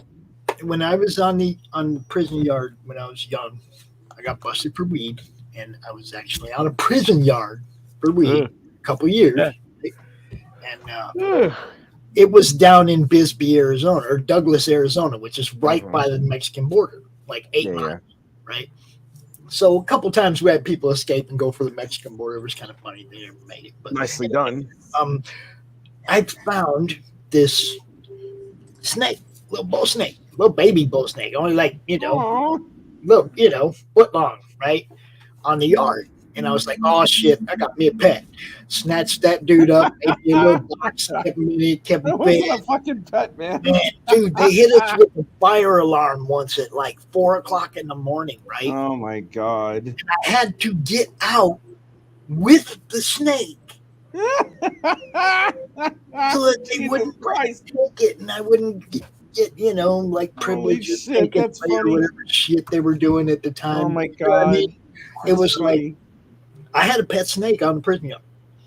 Nicely done, man. Nicely done. You didn't have any fucking vermin in your cell. No, I had him with me when I went outside, but they found the cage. They were like, "What's this?" I don't know. I don't know. That's the only answer in the joint. Okay, doesn't matter what they ask. There's one answer. You do not incriminate yourself in any way, or they just start taking your shit. Don't do it. Was a Quentin White in the chat? Was that his last words? Isn't that it? No, I think it was something just as dumb. It was like, oh, I think I fucked up or something, or I think I'm. After it stabbed him in the chest, I thought it was something like, he got me in the chest or something. But it was something like that, yeah. And also, I was like, kind of like thinking to myself, like, and I actually liked Steve Irwin, but I gotta say, well, he died as he lived. I mean, he loved what he was doing. Like a fucking idiot. Yeah, I'm gonna put my dick in this fucking Tampa's ass. I also had a couple snakes when I wasn't in prison. I had a bull snake that our cat cornered in the front yard, so we brought him in and gave him a good home. So he didn't end up getting killed by something in the hood because the cat would have done it if we hadn't caught him, right? Oh God! So I also had a California king snake. And I don't know if you know what a California king snakes are awesome. But they're huge, cannibalistic, and they kill each other. I mean, they're black with little white stripes, yeah. Right? Mine was named Martin Luther King Snake Jr. Oh, for fuck's sake! I beat my trouser snake a few times. I knew like a fucking dick joke would make it in here. Oh, I forgot about my hot that. take about you guys' conversation from earlier. It's not a bad idea or a bad thing that Cavill has left Witcher because Witcher sucked. I haven't seen it. I never really got into it either. I'm like, okay. I like the game. I promised myself I would watch every episode and not stop and watch the whole thing through because I'm a huge fan of the books and the game. And I promised myself I would watch it and I would hold my opinion until the very end. And when I was done watching that stupid, horrible show, I mean, okay, it's ruined me so much that I almost don't want to play Witcher 4 when it comes out because I'm worried that they're going to bring that woke PC crap into that awesome game. Okay, Yeah, I'm on purposely not playing Witcher 3 again for a while because I want it to be new to me again when I play it again. But I couldn't believe it. I mean, one, if I'm watching Witcher, I don't want to watch a show that's 70% about Yennefer. I give two shits about what Yennefer does in the story of Witcher. Okay? No, she's hot, man. Dude, she was always hot. Her and she's Triss hot, were bro. always I did give her my magic stick. Fuck yeah, man. Yeah, they're hot. But you want to watch the stories that Geralt got into in the books and the game. That's what it's about. It's about the way that people treat him. It's about the different horrible things that the humans do to each other. That was one of the beautiful things about the story in the game is it doesn't just show you these monsters that exist. At least the monsters have an excuse for being what they are, for doing what they do. Then they show you the humans, and they're even worse than the monsters because there's no reason for them to act this way. So you're like, one of the worst stories in the game was a story about a guy that has to end up killing his own child because of something that he actually, horrible thing that he did to it. And the Baron. What's up? The Baron guy. The Baron, yeah. You can spare him or he kills himself. It's great, and it's like that. And that guy was a total piece of shit. Yeah, he was a total piece of shit. And I kept wanting to kill him, and they wouldn't let me. Yeah. You have to do it to continue on into the game, but they do that on purpose because the game makers were trying to show you that even though you were a hunter of monsters, you were also protecting monsters. Yeah. Like you were defending the monsters that were human and killing the monsters that weren't. It was a great game. Right. So when I'm watching that TV show and they've got, I don't know how they convinced Cavill to be in there, by the way. I don't know how they did that. But money. I mean, they must have given him a lot of money. I don't know how much they paid him for, but they must have given him a lot of money. But, to be in the game and the movies, and the shows, they gave him some money. Yeah. Yeah. Was he now? Now he's what other voice acting does he do? Does he do other voice acting as well? Well, I mean, not to my knowledge. Superman too, right? Well, if there's a Superman video game, then maybe. Yeah, but he's not the voice of Superman in any of the new Superman. That's true. It's George Newbern. That's the guy. Yeah, George Newbern was the voice for the animated Superman for a long time.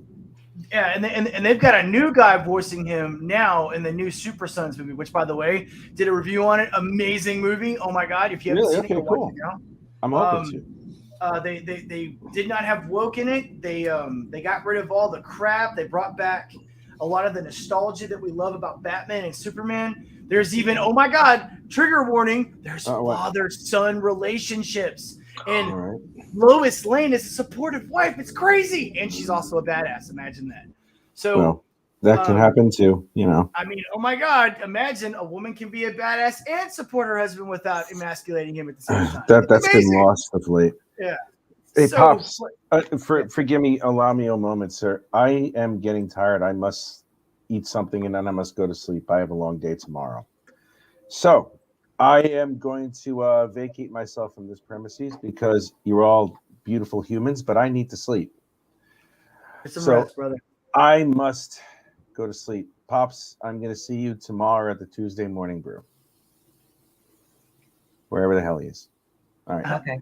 He's not on. I think okay, brother. You have a great night, man. You have a All right, great man. night. I'll see.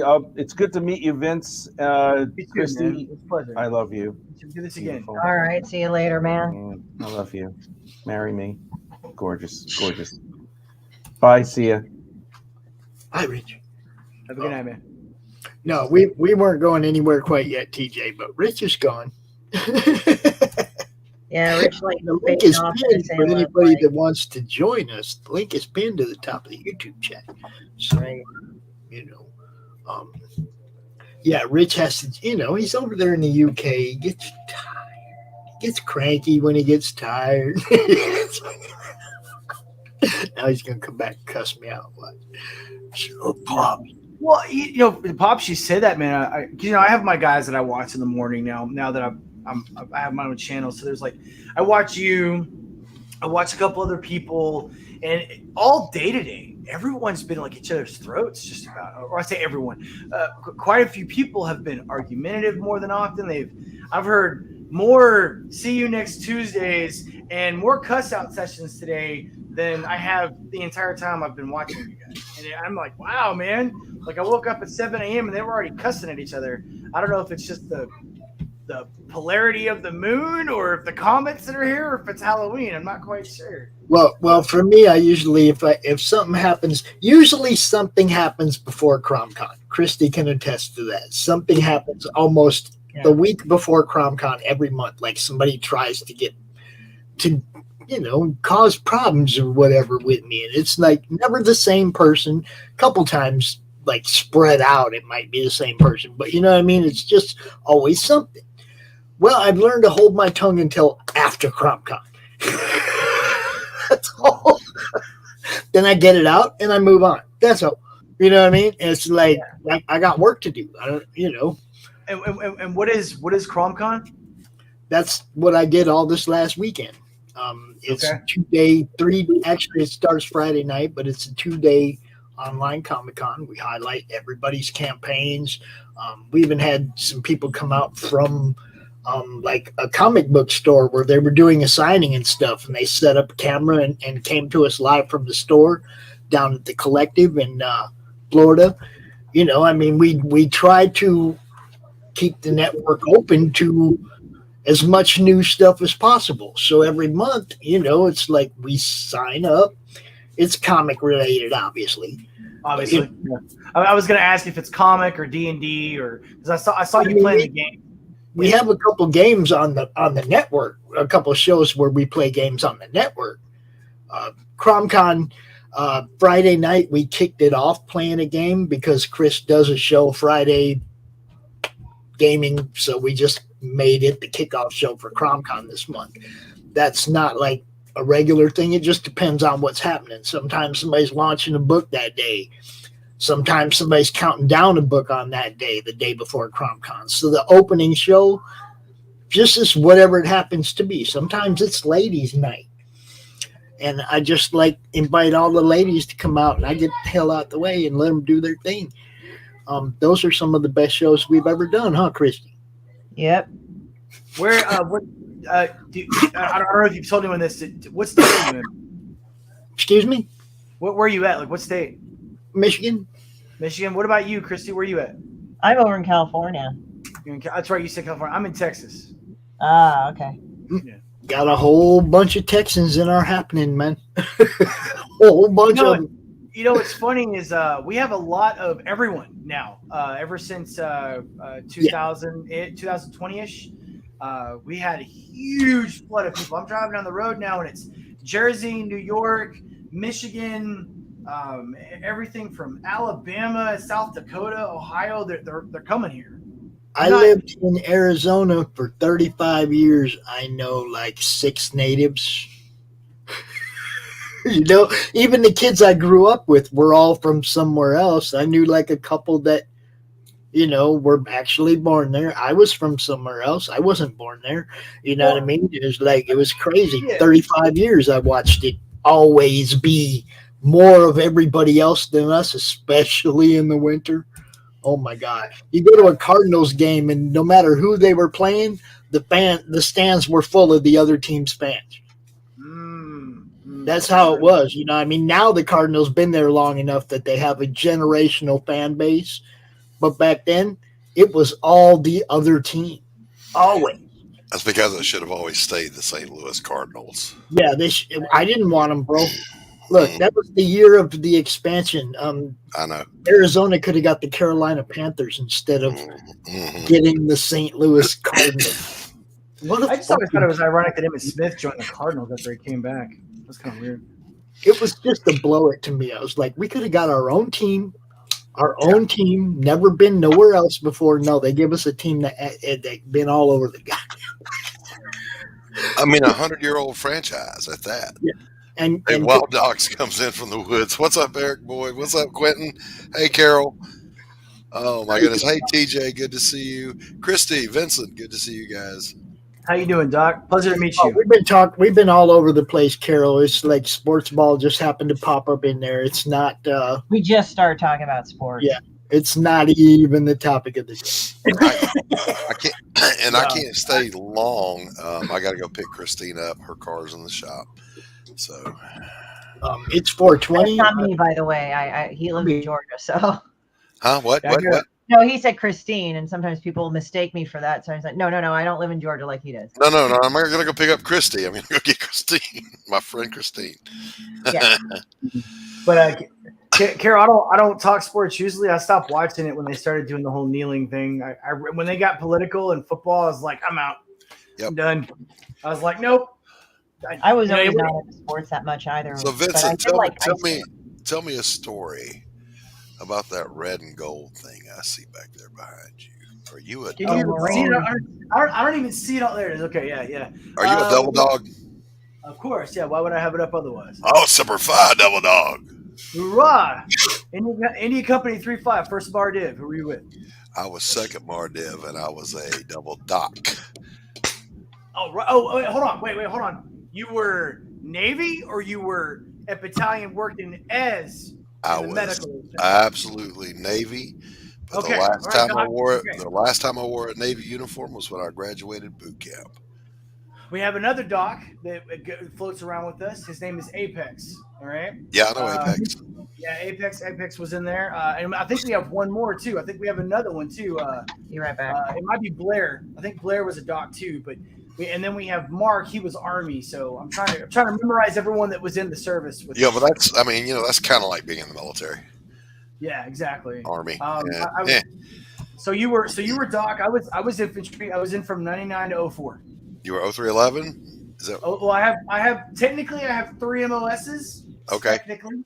Yep. All right. I went to 3 different schools. I was 0311, 0331, and 0351. But 0331 was comms, right? No, 0331 is a machine gunner. Oh yeah. I'm sorry, my bad. Yeah, I don't have any MOSs that are outside of the infantry field. So yeah, but I was the only Marine that I knew that went to 3 different schools though for the infantry. I have a certificate in the military that literally says I'm 0311, 31, and 51. Outstanding. And then at the end, I even got trained on mortars, but I never got the certificate. So technically, it doesn't count. Yeah. I got you get all those certifications that aren't full schools, right? So no, I did not, Jim. I can't wait to see it though. You get all those certifications, like every corpsman is a paramedic, so you get the paramedic certification. You get this, you get that, phlebotomy, IV therapy, blah blah blah, right? When did you serve, Doc? I was in from 84 to 92. 84 from 90. Okay, so did they have combat aidsmen when you were in? Never heard of such a thing. Okay, so what they did is they implemented this program. You're going to love this.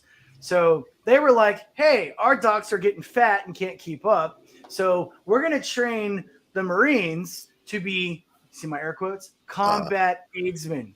Okay. All right. So it was typical Marine Corps fashion, 6 days of intense 8-hour training.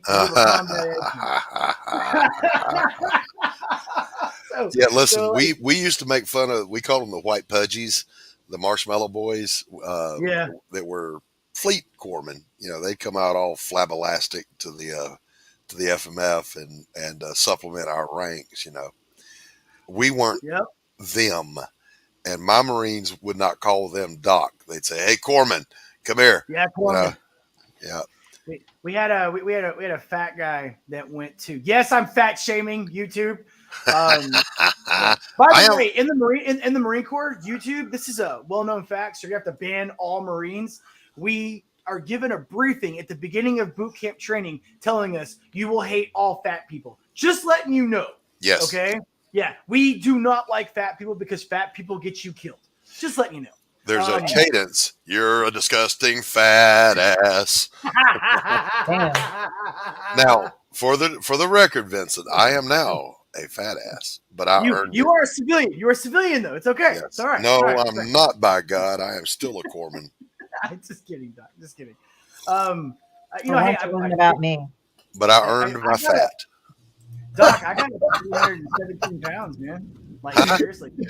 I got up to 317 pounds. That was back in 2008, man. Yeah, I got really depressed. It was after a really bad breakup, and I got up to. CRoM had a weight problem too. He did, didn't he, Christie? CRoM. Who did? Oh yeah. CRoM had a weight problem. Make fun of Egg Lady too. Yeah. Seems like all my enemies are turning into Egg Lady. I had to drop the weight, Doc. I mean, it was so bad I could barely walk. And I've got all the injuries from the Corps. Yeah. The backpacks and everything. So, I mean, a lot of people don't understand the 50 cal weighs almost 100 pounds whenever. Right. So, but yeah, man, it's no joke. So we had a doc join us about 4 weeks before we went to Iraq back in 2002, and he couldn't even do a quarter mile run. Yeah, dude, he was so out of shape, and I mean, he got lucky because we attached him to mortars because I mean there was no one else he could be with, he couldn't do anything else. Okay, and mortars are in the rear with the gear, so they attached him to it. But I mean, he was, I'd say 5'10", 300 pounds. In the Navy, as a doc. Yeah, listen, there were a lot of them. So we were asking him, how the did you get attached to an infantry unit? And it was a numbers game, he got stuck there because they needed a body, right? And he told us that he'd been in the Navy for 8 years and he'd been in a hospital pretty much the entire time, only on ship once. So they gave us a guy that was on ship once and had been in a hospital the entire time, a mobile doc.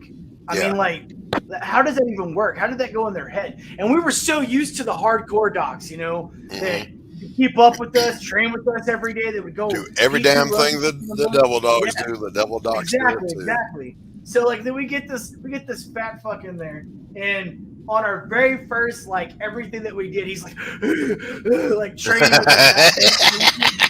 I mean, and he's falling down in the run, right? And he just falls out, but Humvee comes up, picks him up, and we're just like, fuck.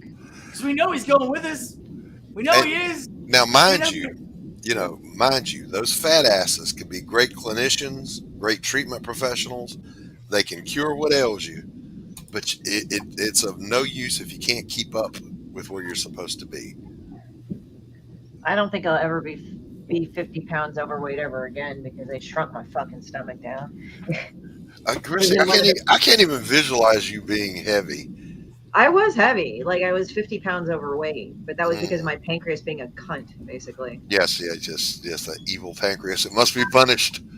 Well, they took the evil out. Now it's in some jar or something. Well, actually, I asked, where'd you put it? Do you have it in a jar? And they said, after they examine it, they pretty much get rid of it. I'm like, God damn it. It's I said, why don't you get me to take a picture of it first? Yeah. And they gave me this weird look. By the way, just that story should tell you where you want to invest your money right now. Biomedical waste disposal is always a profitable stock. Hey, it's funny you say that, Doc, because they just released an article saying, number one, they released an article saying that we will now be using, and I quote, how they call it, former people that were formerly alive as waste fertilizer. They didn't call them dead bodies. They referred to formerly alive. Yeah, formerly. They didn't call them. From now on, I identify as formerly alive. Leave me the fuck alone.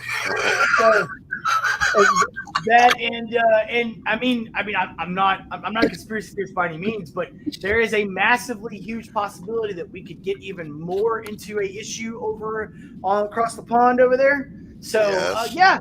biowaste might be a pretty good thing to invest in right now. We could certainly, and by we I mean we Americans, can certainly provide you with as much of that as you need. Well, if you pull the trigger. If you pull the trigger. Yeah. Yeah. No. Harold says, "Wait, let me get a pancreas selfie." I kind of miss my pancreas, that part of it, but I'm glad it's gone. We were talking about I can't remember whose stream we were on, but I didn't tell them what it was, but the doc that I was on with, we joked about it. We joked about the silver bullet. Yeah. And it's funny because a lot of people never push themselves past a certain level. I talk to gym rats, and every gym rat basically has the same idea in their head. And this is normal civilian thought process, okay? Because I work out, I'm a badass. Okay, but basically, okay, it's that muscle head mentality, okay? Yeah, gym bros. Yeah, just because you can bench press 300 pounds, guys, does not mean that you can fight for shit, or that you know how to fight, or that you know how to do anything other than just bench press 300 pounds. Because despite common belief, the guy that's attacking you does not lay down on the ground or let you lay down on the ground and let you bench press him. It doesn't work that way. Yeah. I know that's hard for you to understand, but it doesn't work out that way. Come here, let me curl you. Like we had this cat, huge, man. You talk about a monster of a man. He was like 6'7", 290 pounds of just muscle, dude. Okay. And we made him carry all the heavy shit. The 240 golf was always on him. We need extra ammo. We put on this bastard. He's a mule. He's a mule, dude. Yeah. And he hit me in the face once when we were training, and because I accidentally kicked him in the balls when we were training, right? And I'm like, okay. I was like, free shot, come on. So he hits me in the face, and receipts. He was so surprised because he didn't knock me out, and I was like, dude, have you never been in a boxing ring before? It doesn't really matter how strong you are. Like, it matters on how tough the other person is and how well you can execute a punch. So, dude, he was huge, strong, tough. I saw this guy do some crazy shit. Okay, seriously crazy shit. So it doesn't matter how strong you are, guys. It matters on your skill level. It matters on how well you can fight. I can go off on a tangent on that all day. There was if you picture that same guy, I boxed in the Navy, and I was 2-1. So guess what the one was? Yeah, that big giant Godzilla gets in the ring, because once you get to heavyweight, that's it. There's no super heavyweight class, right? Yeah. So I was 220, pretty muscular, very quick, good boxer. I get in the ring with this guy, and I come up to his nipples, and his biceps are as big as my leg. And I went, okay, no big deal. I know how to chop down a tree. I get out there, and I throw a couple of quick jabs. His jab knocked me the fuck out. Damn. I mean, just bam, gone. Dude, some people, man. I mean, I've met guys that were 160 pounds that could like bench press 300 pounds, dude. Yep. Imagine how fast that punch is. Yep. I mean, like there's like they tell stories about I'm throwing air quotes, people that are listening and not watching. Okay, Superman. Okay. Yeah. Like Babe Ruth, Hank Aaron, Mickey Mantle. Okay. There's a story about Mickey Mantle where he was so upset with his batting average or something in the middle of a practice one day.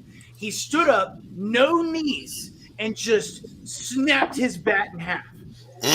Okay, so think about that for a second. Okay, he stood up, had a bat, and just snapped it in half. Yeah. So a person that strong, I mean, when we're talking about these great baseball players from the past, they were able to do amazing things, obviously. Yeah. So but yeah, think about that. And I mean, there's people that have been able to do that. And when you have a guy, I don't know how tall he was, but he sounds like he was pretty damn tall. 6'7", 6'8", 300 pounds, 315 pounds, like you said, arms the size of tree trunks. Yeah. I mean, you have to know exactly what you're doing, and you're also boxing, right? Is that what it was? Yeah. So when you're boxing, you have to follow the rules. Yep. Yeah, you literally have to follow the rules of boxing. So we're not talking about a street fight. Right. It's completely different. So yeah you're gonna hurt.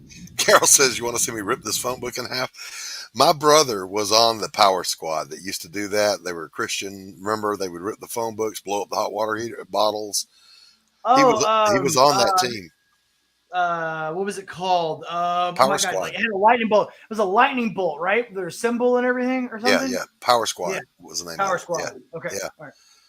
He did the his thing was he started with bend the iron pipe, but then he was the blow up the hot water bottle, and he hated that part, so he quit.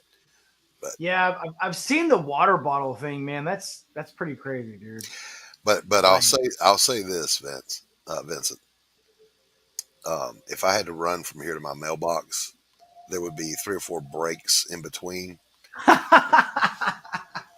But I did tell my son this. My son is he's my height and he's jacked, and he kids around. I said, "Son, I ain't got but one left in me. You don't want to be the one to catch it. Don't let the flab fool you, boy. There's iron under there." That's a lie. Ain't no iron under there no more. The skill's there, you know. The skill is still there, but many broken bones and my big fat ass. Like I said, I got one left in me, and it better be to defend somebody's life, because I don't want to waste it on something stupid. Well, I have to say this, man. Like I'm in my early 40s, okay, and I went to the chiropractor about a month ago. And I'm starting to get to the point now where all the stuff I did in the Marine Corps and all the stuff, I was a BMXer and a skateboarder. Okay. Horrible skateboarder. I fell more than I did tricks. Okay. I was a decent BMXer though, but I sucked at the skateboard. But everything's starting to hurt now. And, I exercise, I work out, I eat good, I take care of myself. But dude, I still hurt every day when I wake up. And I was like, Doc, what can I do to get rid of my back pain? What can I do to get rid of my leg pain? Why does this hurt? Why does that hurt? And he literally knocks on my head and he goes, "Hey, dumbass, you're old." Mm-hmm. It's like, he goes, "Look," and I told him what I was doing. I told him how I was working out, taking care of myself. And he's like, "Be glad, because if you weren't, you would be even worse." Yeah. Okay. Because he told me and explained to me, and he was like, "You need to stay active, because if you get to 65, imagine trying to lose weight at 65 or whatever." And I was like, "Shit, man, I didn't even think about that." My doctor said all those checks you wrote against your body have come due. When you're in the military, you write those checks. You say, "Yeah, I know I'll pay for this at some point, but not today." Yeah, Carol, that may be the funniest thing I've ever heard out of you. The last time I ran from the end of the driveway to the house, I had just hit a hornet's nest with a lawnmower. By the time I got to the front door, I was missing a shoe and had no pants on. I understand the shoe, but why'd you take your pants off? I mean, they were protecting you. She ran right out of them. I mean, but what is she doing? Like unzipping the hornets your got pants? up inside there. Yeah, if maybe the hornets got up inside the pants. You know what? You're right. Maybe the hornets got up inside there. I am the only time I ever got see, look, there it is. See, shit was all up in my clothes. Oh my god, that would be horrible. I hit one on my riding mower, and this is the big John Deere ride mower. Well, I wasn't going to run away from shit because I don't run anymore. But I found out how fast that mower could go. I'm here to tell you, Jack. As soon as I saw them swarming, I tucked my head like I was in a Formula One motorcycle. And we went pedal to the metal back to the house. Grass flying everywhere. Over the rose bushes and shit. Yeah, just run over everything. The dog, it didn't matter. Oh, man. I found a black hornet nest. This is back whenever I was over a former friend's house. He's out in the middle of the woods, nowhere. And somehow, some way, black hornets are highly aggressive. Those of you that don't know black hornets. Yeah. Right, and their stings feel like miniature 22 rounds. I mean, like they're really bad. There's no describing them. Yeah, it's and they're so aggressive, and if you don't know what you're doing, you're gonna hurt yourself. Okay, They are look. They are hate with wings. Yes, that's all they are. Yes. So I've killed hundreds of wasp nests, okay, hornets nests, stuff like that. Yeah. What's up, Q? So I get the cup of gasoline. Okay, I got the cup of gasoline in my hand. I'm walking up to it, not worried about it, not wearing any protection. I mean, dude, I got the swagger. I'm like, I'm a bad motherfucker, right? Dude, God loves humbling you. He loves humbling you. Yes. I believe God has a big red button for every person. And Yes. sometimes he just leans that elbow on that button, and it's called the fuck with you button. And he's just like, fuck with you, man. And he gets a chuckle out of doing it. He gets a chuckle out of doing it. Oh, you think you're tough? Natural selection. You think you're tough, big boy? Here, let's try this. Kind of natural selection, guys. I've got the cup of gasoline. I'm walking up, and I'm literally in mid toss of the gasoline, and my foot slips on a fucking rock, and it misses. It like, okay, half the gasoline gets on my shirt. The rest of it, oh my god! The rest of it goes to the right of the hornet's nest. They get pissed off. I turn around, I'm taking off running. Dude, they stung me over like 30 times in the back of my head before I even got in the driveway, dude. I'm running. Me and my friend are taking off. He's getting stung. I'm getting stung. We make it about, I don't know, 5 feet, 10 feet in front of the porch. And I'm so like, I mean, I'm passing out. Okay, I mean, I'm like on my knees, and I reached out. I remember right before I passed out, I reached up, and the back of my head, man, was just like, and I'm bald, right? So the back of my head had like all these like needles in it, and swollen up, and I'm falling down on the ground. And they took pictures. There's Polaroids of me somewhere, and my head looks like something out of like an alien movie. Cauliflower. I mean. And okay, so Alien Nation. But Vincent, did your pants stay on?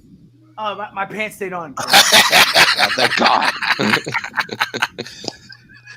Dude, Carol's just saying it couldn't have been that bad because you didn't run out of your pants. So. I mean, my God, dude. You know, and that was a valuable lesson, though.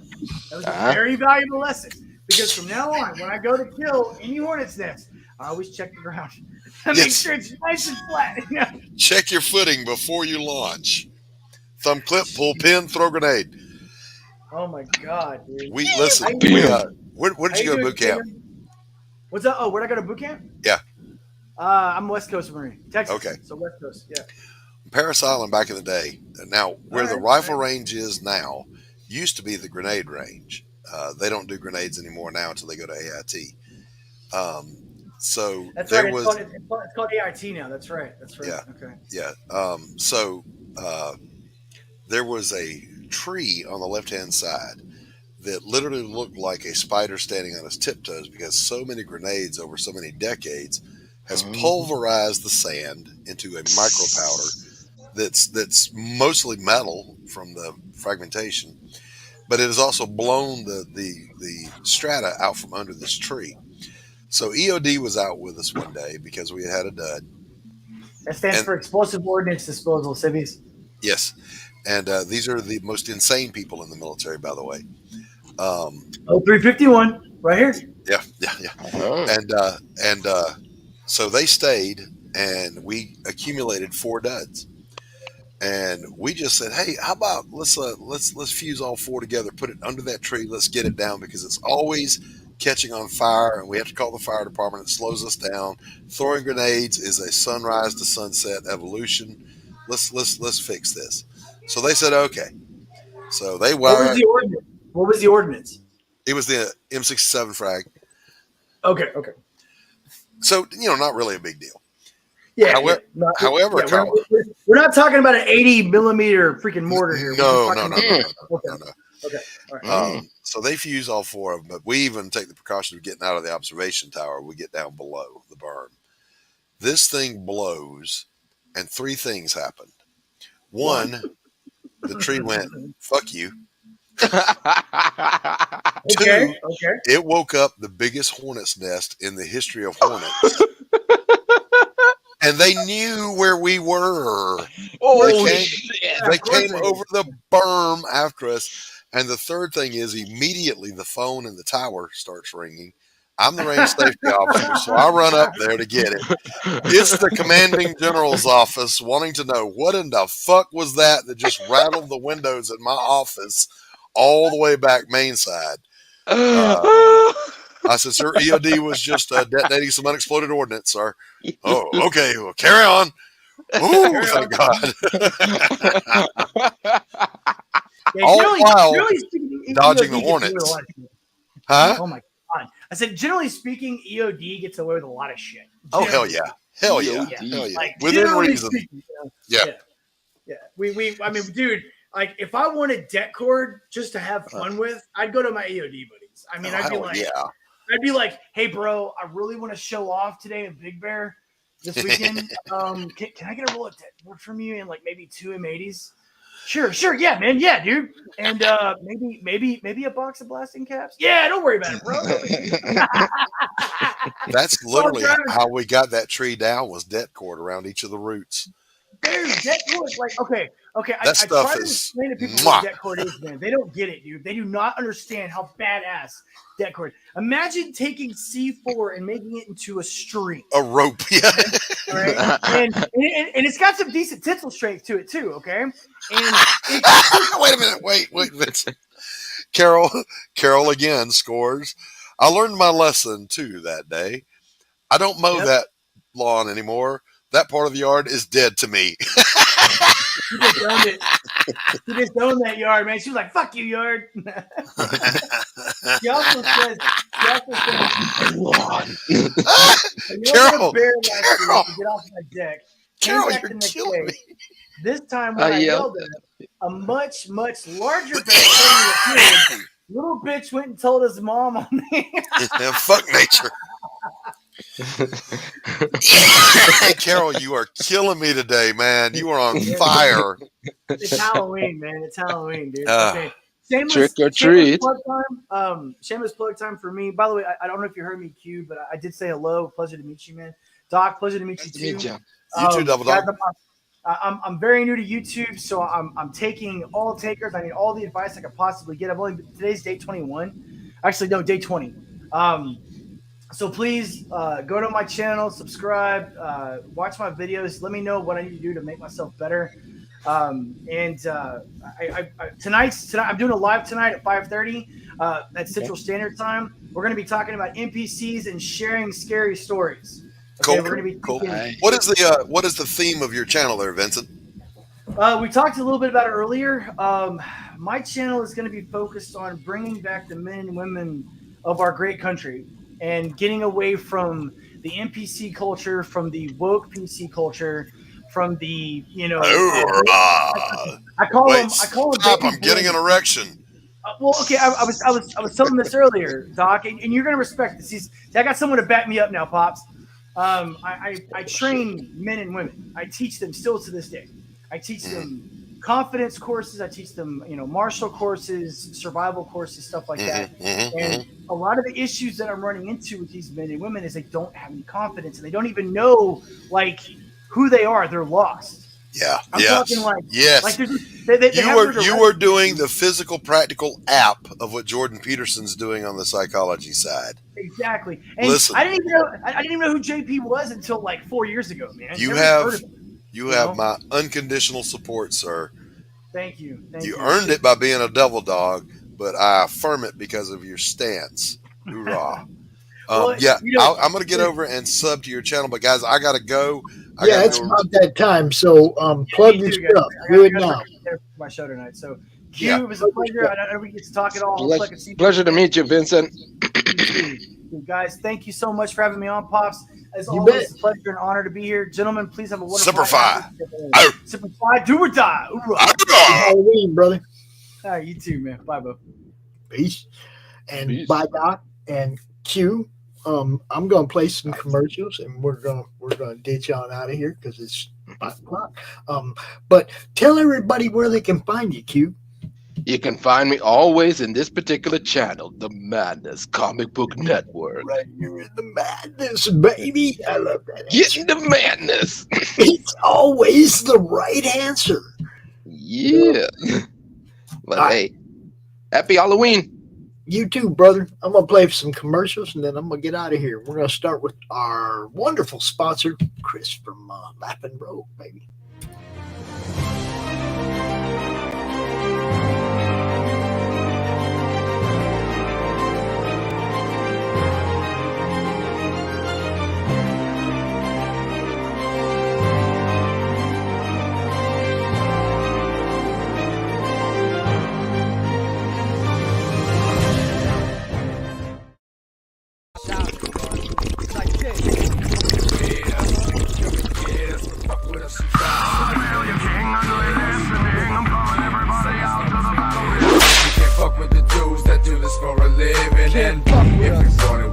We don't care, look into our eyes and you see no fear, no remorse for the words that we speak on our mind, working overtime, always on the grind. I told you before to call me Jimmy, didn't see semi-automatics, but I see plenty of these faggots coming through claiming niggas skills and they don't really have it. Y'all don't really want it with tag, addicts, records got my bag, the fact that's all I really need, I only start, I'm fucking with them platinum plaques. When I got Doc Cap and IBS, we got hot on the train, no more beefing and no more diss, I finally got all the monkeys off my back, stick on the floor and y'all already got all the money that you say you got. I don't really care, don't say what I want, so maybe one of these days I'm making shot.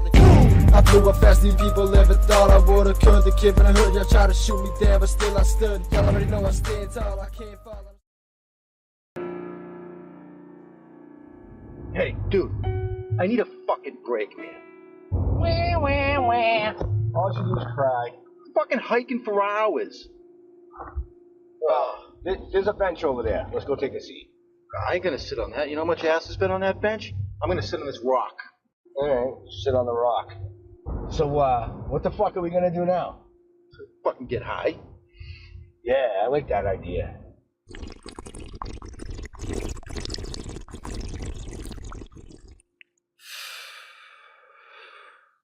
Hey, look over there behind those trees. What the fuck is that? Isn't that fucking ugly zombie that you fucking got stoned? He stole our weed? Let's go get him. Hey man, watch out for the one on the fence. Fuck! Jesus, they're everywhere. Piper! Where is she when you need her? She's probably pissing behind a fucking tree. Oh, piss off, dude. Take that, ants. I'll piss all over your home. Alright, so, I'm high.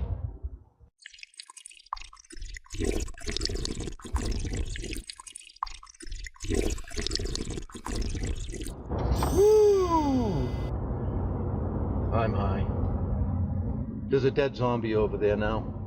Yeah, I see him. Well, I guess. You ready to start hiking again? Not really. Where the fuck are we going? That way. That way. That way. Alright. Bye, Bob! Did you girls miss me?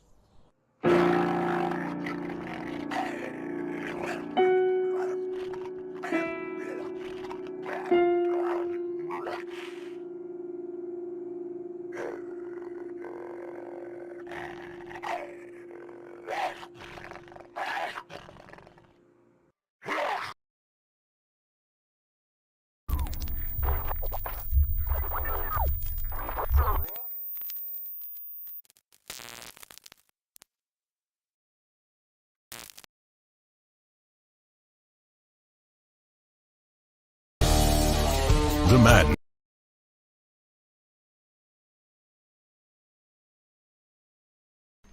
How do you end this thing? How do you put the there was the brakes on this bus? I forgot. Jazz how to do it. hands. Jazz hands. Have a good night. Comic Books for Kids provides comic books to kids in hospitals and cancer centers across the U.S. It's a place where we can all work together to make sure every child has a comic book. 100% of all proceeds go towards the kids. It's about making a difference, and while they're in the hospital, allowing them to fly like a superhero, battle dragons, or rescue teddy bears. We are in every state in the country and now support over 160 hospitals. Every month, we add more.